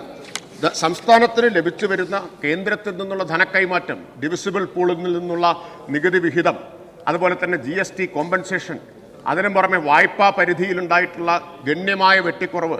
ഇപ്പോൾ അടുത്ത ദിവസം സാർ വാർത്ത വന്നിട്ടുണ്ടായിരുന്നു, കേരളത്തിൻ്റെ ഏതാണ്ട് ഇരട്ടിയാണ് ഇട്ട് കേന്ദ്രത്തിൻ്റെ വായ്പാ അനുപാതം വർദ്ധിച്ചിട്ടുണ്ട്. കേന്ദ്രത്തിന് ഈ മാനദണ്ഡങ്ങൾ FRBM ആക്ടിലെ വ്യവസ്ഥകളൊന്നും കേന്ദ്രത്തിന് ബാധകമല്ല. എത്ര വേണമെങ്കിൽ അവർക്ക് വായ്പ എടുക്കാം. അവർ എന്നിട്ട് കേരളത്തിന് മുകളിൽ അന്യായമായിട്ടുള്ള നിയന്ത്രണങ്ങൾ അഴിച്ചേൽപ്പിച്ച് ഞെരുക്കത്തിലേക്ക് തള്ളിവിടുകയാണ്. ചെറിയ ചോദ്യത്തിൽ അതിനെക്കുറിച്ചൊരു പരാമർശവും ഉണ്ടായില്ല. കേന്ദ്രം കേരളത്തോട് കാണിക്കുന്ന ഈ സമീപനത്തെക്കുറിച്ച് എന്നത് വളരെ നിരാശാജനകവും ഖേദകരവുമാണ്. അദ്ദേഹം എൻ്റെ മറുപടി ശ്രദ്ധിക്കുന്നത് പോലുമില്ല. ശ്രീ ശംസുദ്ദീൻ, മറുപടി കേൾക്കാൻ. അങ്ങ് ചോദിച്ച മറുപടി ഗൗരവത്തിലെടുത്താണ് ഞാൻ ഇത്ര വിശദമായിട്ട് പറയുന്നത്. മിനിസ്റ്റർ പറഞ്ഞോ. അപ്പോ ശരി, അദ്ദേഹത്തിന് താല്പര്യമില്ലെങ്കിലും ഞാൻ സഭയ്ക്ക് വേണ്ടി പറയാം. ഇതാണ് അവസ്ഥ. ഞാൻ അദ്ദേഹം ശ്രദ്ധിക്കുമെന്ന് പ്രതീക്ഷ. സാർ, ഒരു കാര്യം കൂടി ഞാൻ ചൂണ്ടിക്കാണിക്കാൻ ആഗ്രഹിക്കുകയാണ്. അത് ഇനിയിപ്പോൾ ഇത് സംസ്ഥാന സർക്കാരിൻ്റെ നഷ്ടമല്ലേ എന്നാണ് കണക്കാക്കുന്നത് എങ്കിൽ ഞാൻ ബഹുമാന്യമായിട്ടുള്ള അംഗത്തിൻ്റെ ശ്രദ്ധയിൽപ്പെടുത്തുകയാണ്. ഗിഫ്റ്റിൻ്റെ ഒരു പഠനം നേരത്തെ ബഹുമാനപ്പെട്ട പ്രതിപക്ഷ നേതാവ് ഗിഫ്റ്റിനെ ഉദ്ധരിക്കുകയുണ്ടായി. അപ്പോൾ ഗിഫ്റ്റിനെ ഗൗരവത്തിലെടുക്കുന്നതുകൊണ്ടാണല്ലോ. ഗിഫ്റ്റിൻ്റെ പുതിയ പഠനം വന്നിട്ടുണ്ട്. എങ്ങനെയാണ് തദ്ദേശ സ്ഥാപനങ്ങൾക്കുള്ള ഗ്രാൻഡ്, കേന്ദ്ര ധന കമ്മീഷൻ്റെ ഗ്രാൻഡ് വെട്ടിക്കുറച്ചത്, അതിൽ കേരളത്തിന് നേരിടേണ്ടി വന്നിട്ടുള്ള വിവേചനത്തെക്കുറിച്ച്. സാർ, ബീഹാറിന് വർദ്ധിച്ചു, ഗുജറാത്തിന് ഏറെക്കുറെ അതേ നിലയിൽ നിലനിർത്തി, മഹാരാഷ്ട്രയ്ക്ക് ഏറെക്കുറെ അതേ നിലയിൽ നിലനിർത്തി, രാജസ്ഥാന് വർദ്ധിച്ചു, UPക്ക് ഗണ്യമായി വർദ്ധിച്ചു, കേരളത്തിന് 4.54 ഉണ്ടായിരുന്ന പെർസെൻറ്റേജ് 2.68 വെട്ടിക്കുറച്ചു, നേർപകുതിയായി വെട്ടിക്കുറച്ചു. ഈ കാര്യം ഞങ്ങളെ മാത്രമല്ലല്ലോ, സംസ്ഥാന സർക്കാരിനെ മാത്രമല്ലല്ലോ ബാധിക്കുക, തദ്ദേശ സ്ഥാപനങ്ങളെയും ബാധിക്കുന്നതല്ലേ. അപ്പോൾ ഇതാണ് സ്വീകരിക്കുന്ന സമീപനം. അത് 1-2 പൊതുപരിപാടി മാറ്റിവെച്ച് ലാഭിച്ചുകൊണ്ട് ഈ 10,000 കോടി രൂപയുടെ കേരളത്തിന് മേൽ അടിച്ചേൽപ്പിച്ച സാമ്പത്തിക പ്രതിസന്ധിയെ മറികടക്കാം എന്ന് അദ്ദേഹം ആത്മാർത്ഥമായിട്ട് വിശ്വസിക്കുന്നുണ്ടെങ്കിൽ അദ്ദേഹം അത്രമാത്രം നിഷ്കളങ്കനാണ് എന്ന് മാത്രമേ കരുതാൻ പറ്റൂ. പ്രൊഫസർ ആബിദ് ഹുസൈൻ തങ്ങൾ. സർ, സാമ്പത്തിക പരാധീനത മൂലം കേരളം അനുഭവിച്ചുകൊണ്ടിരിക്കുന്ന വികസന മുരടിപ്പ് അങ്ങ് തന്നെ ഇവിടെ സംബന്ധിച്ചു. ത്രിതല പഞ്ചായത്തുകളിൽ നടന്നുകൊണ്ടിരിക്കുന്ന വികസന മുരടിപ്പുകൾ അങ്ങയോട് പറയേണ്ടതില്ല എന്നെനിക്കറിയാം, അങ്ങ് തന്നെ കൈകാര്യം ചെയ്യുന്നൊരു വകുപ്പാണ്. സ്വാഭാവികമായും ഈ സാമ്പത്തിക മാനേജ്മെൻറ്റും അതുപോലെ തന്നെ നികുതി പിരിവും ഒക്കെ അത് ഊർജിതമാക്കിയാൽ, അതിൽ അനിവാര്യമായൊരു ഘടകം അതിൽ പ്രാവർത്തികമാക്കിയാൽ കുറേയേറെ പരിഹരിക്കാൻ കഴിയും എന്നതാണ് ഞാൻ കരുതുന്നത്. ഒപ്പം കേന്ദ്രത്തിൽ നിന്ന് ലഭിക്കാനുള്ള വിഹിതവും ലഭിക്കണം, സ്വാഭാവികമാണ്. സാറിൻ്റെ ചോദ്യം, വിവിധ ക്ഷേമ പെൻഷനുകൾക്കുള്ള കുടിശ്ശിക, ജീവനക്കാരുടെയും പെൻഷൻകാരുടെയും വിവിധ ആനുകൂല്യങ്ങൾ, കരാറുകാരുടെയും ആനുകൂല്യങ്ങൾ എന്നിവ കൊടുത്തു തീർക്കുന്നതിന് ത്വരിത നടപടികൾ ഉണ്ടാകുമെന്ന് മുഖ്യമന്ത്രിയുടെ ചട്ടം 300 പ്രകാരമുള്ള പ്രസ്താവനയുടെ അടിസ്ഥാനത്തിൽ സ്വീകരിച്ച നടപടികൾ എന്തായി എന്ന് പറയാനാകുമോ? മിനിസ്റ്റർ. സർ, ബഹുമാനപ്പെട്ട മുഖ്യമന്ത്രി ചട്ടം 300 പ്രകാരം നിയമസഭയിൽ പ്രഖ്യാപിച്ച കാര്യങ്ങൾ സർക്കാർ നടപ്പാക്കിക്കൊണ്ടിരിക്കുകയാണ്. ശ്രീ TV ഇബ്രാഹിം. സർ, സാമ്പത്തിക പ്രതിസന്ധി എന്ന് പറയുന്നതിന് പകരം പണനിരക്കം എന്നുള്ളതാണ് ഇപ്പോൾ ബഹുമാനപ്പെട്ട മന്ത്രിമാരെല്ലാവരും പ്രയോഗിച്ചുകൊണ്ടിരിക്കുന്നത്. ഇത് കേരളത്തിൻ്റെ വികസനത്തെയും അതുപോലെ തന്നെ സാമൂഹ്യക്ഷേമ പദ്ധതികളെയും ഏറെ ബാധിച്ചിട്ടുണ്ട് എന്നെല്ലാവർക്കും അറിയാം. ഇപ്പോൾ ഒരു ഉദാഹരണം പറയുകയാണെങ്കിൽ 2017 ശേഷം ഈ കിടപ്പ് രോഗികളുടെ കൂട്ടിരിപ്പുകാരായ ആളുകളുണ്ട്. അവർക്ക് നേരത്തെ ഉമ്മൻചാണ്ടി ഗവൺമെൻറ് കൊടുത്ത ഒരു പദ്ധതിയായിരുന്നു ആശ്വാസകിരണം പദ്ധതി എന്ന് പറയുന്നത്. ഒരു മാസത്തിൽ 600 രൂപ വെച്ച് കൊടുത്തിരുന്നു. അത് 2017 ശേഷം കൊടുത്തിട്ടേ ഇല്ല. ഇനി അത് നിർത്തലാക്കാൻ പോവുകയാണോ അതോ തുടർന്ന് കൊടുക്കുമോ എന്നടക്കമുള്ള കാര്യങ്ങൾ നമ്മൾ ചർച്ച ചെയ്യേണ്ടതുണ്ട് സർ. അതോടൊപ്പം തന്നെ ഇവിടെ അബിദ് നിങ്ങൾ പറഞ്ഞ ചോദ്യത്തിൻ്റെ കൂടെ തന്നെ പറഞ്ഞൊരു കാര്യം, കരാറുകാരുടെ കാര്യത്തിൽ ഒരുപാട് കുടിശ്ശിക അവർക്ക് കൊടുക്കാനുണ്ട്. എന്നാൽ 2017 GST നടപ്പിലാക്കിയപ്പോൾ അന്ന് അവരുടെ എസ്റ്റിമേറ്റിനകത്തും ഒരു GST പ്രൊവിഷൻ കൊടുത്തിരുന്നില്ല. എന്നാൽ ഇപ്പോൾ അവരിൽ നിന്ന് GST പിടിക്കാനും വേണ്ടി പോകുന്നു. Jio number D1/60/2024 PWD dated 7/5/2024 പ്രകാരം ഈ കാലയളവിൽ കരാറുകാർക്ക് GST തുക ലഭിക്കാനുള്ള അവകാശമുള്ളതായി പറയുന്നുണ്ട്. എന്നാൽ അതിന് ഫിനാൻസ് ഡിപ്പാർട്ട്മെന്റ് അനുമതി കൊടുക്കാത്തത് കൊണ്ടാണ് അത് തടസ്സപ്പെട്ട് കിടക്കുന്നത് എന്ന് പറയുന്നു. ഇതിനുള്ളിൽ അനുമതി കൊടുക്കുമോ എന്നാണ് സർ എൻ്റെ ചോദ്യം. സർ, കരാറുകാർക്ക് ഇതുവരെ 991 കോടി രൂപ സർക്കാർ കൊടുത്തു കഴിഞ്ഞിട്ടുണ്ട്. അതുപോലെ ബഹുമാനപ്പെട്ട മുഖ്യമന്ത്രി റൂൾ 300 പ്രകാരം ഇവിടെ നടത്തിയിട്ടുള്ള പ്രസ്താവനയുടെ അടിസ്ഥാനത്തിൽ ഇപ്പോൾ പെൻഷൻ ഒരു ഗഡു കൊടുത്തു, ബാക്കി 4 ഗഡു ആണ് അവശേഷിക്കുന്നത്. DA ഏപ്രിലിൽ 1 ഗഡു നൽകിയിട്ടുണ്ട്. സർ, ഈ സർക്കാർ പറഞ്ഞ കാര്യങ്ങൾ, ജനങ്ങൾക്ക് നൽകിയ വാക്ക് പാലിക്കും എന്ന വിശ്വാസം ജനങ്ങൾക്കുണ്ട്, സർക്കാർ ജീവനക്കാർക്കുണ്ട്. എന്താ കാരണം? 2017 ഈ സർക്കാർ DA 1 ഗഡു കൊടുത്ത ശേഷം പിന്നെ പേ റിവിഷൻ വന്ന സമയത്ത് അതുവരെ ഉണ്ടായിരുന്ന മുഴുവൻ കുടിശ്ശികയും കൊടുത്താണ് ഒന്നാം പിണറായി സർക്കാർ അധികാരമൊഴിഞ്ഞിട്ടുള്ളത്. കോവിഡ് കാലത്തെ ഡെഫേർഡ് സാലറി പൂർണ്ണമായും നൽകിയൊരു സർക്കാരാണ് സർ കേരളത്തിലെ സർക്കാർ. കോവിഡ് കാലത്ത് ഇന്ത്യയിൽ എവിടെയും ശമ്പള പരിഷ്കരണം നടപ്പാക്കാതിരുന്നപ്പോൾ ശമ്പള പരിഷ്കരണം നടപ്പാക്കിയ ഏക സംസ്ഥാനമാണ് സർ കേരളം.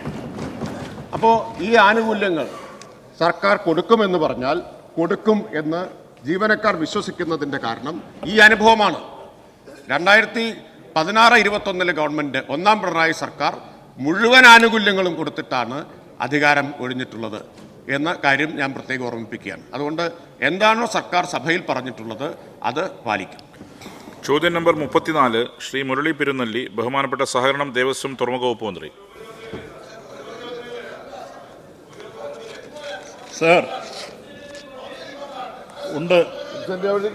സാമൂഹ്യ സുരക്ഷിതത്വവും ക്ഷേമവും കണക്കിലെടുത്ത് സഹകരണ മേഖലയിൽ നടപ്പാക്കി വരുന്ന വിവിധ പദ്ധതികളുടെ നിർവഹണം വിവിധ തലത്തിൽ വിലയിരുത്താറുണ്ട്.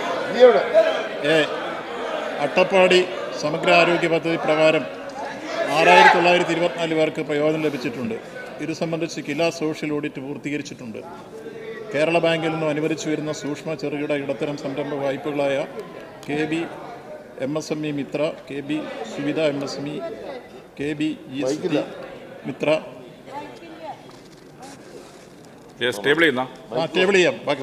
ശ്രീ മുരളി പെരുന്നല്ലി.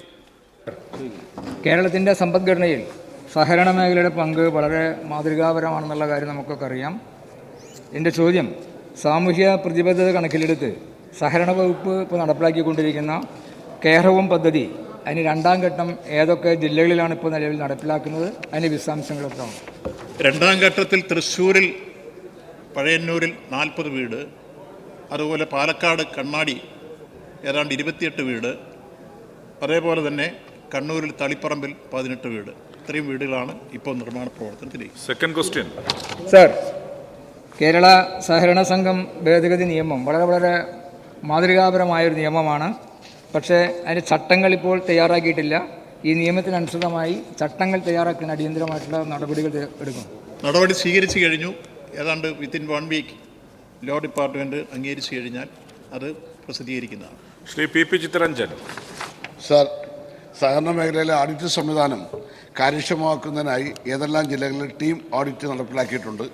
സംസ്ഥാനം ഒട്ടാകെ ടീം ഓഡിറ്റ് സംവിധാനം നടപ്പിൽ വരുത്തുന്നതിന് നടപടി സ്വീകരിക്കുമോ? Yes minister. 14 ജില്ലകളിലും ടീം ഓഡിറ്റ് സംവിധാനം ഇപ്പോൾ നിലവിൽ വന്നു കഴിഞ്ഞു. 2 ജില്ലകളിൽ പൂർത്തീകരിച്ചു കഴിഞ്ഞു, തൃശൂർ, പത്തനംതിട്ട. ബാക്കിയുള്ളത് ongoing project. Shrimati Kanathil Jameela please പെട്ടെന്ന്. സഹകരണ ബാങ്കുകളിൽ നിന്നും വായ്പ എടുക്കുന്നവർക്ക് മരണപ്പെട്ടു പോകുകയോ ഒരു ജോലിയും ചെയ്യാതെ മാരകമായിട്ടുള്ള രോഗം വന്ന് കിടപ്പിലാവുകയോ ചെയ്യുമ്പോൾ ഇവരുടെ വായ്പകൾ പൂർണ്ണമായും എഴുതിത്തള്ളുന്നതിന് സഹായകരമായിട്ടുള്ള രീതിയിൽ ഇൻഷുറൻസ് പദ്ധതികൾ നടപ്പിലാക്കുമോ സാർ? സർ, ഇതുമായി ബന്ധപ്പെട്ട് നിലവിലുള്ള പദ്ധതികൾ വിശദീകരിക്കാം. Yes minister. ഇപ്പം നിലവിൽ റിസ്ക് ഫണ്ട് ഉണ്ട്. അത് സംസ്ഥാനത്ത് വലിയ രൂപത്തിൽ നടപ്പാക്കി വരുന്നു. ഏതാണ്ട് നല്ല നിലയിൽ ആ പ്രവർത്തനങ്ങൾ പുരോഗമിച്ചു വരുന്നുണ്ട്.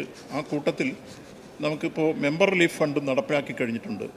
39,837 ഗുണഭോക്താക്കൾക്കായി 83,33,95,000 രൂപ ധനസഹായമായി അനുവദിച്ചു കഴിഞ്ഞിട്ടുണ്ട്. ശ്രീ എ രാജ.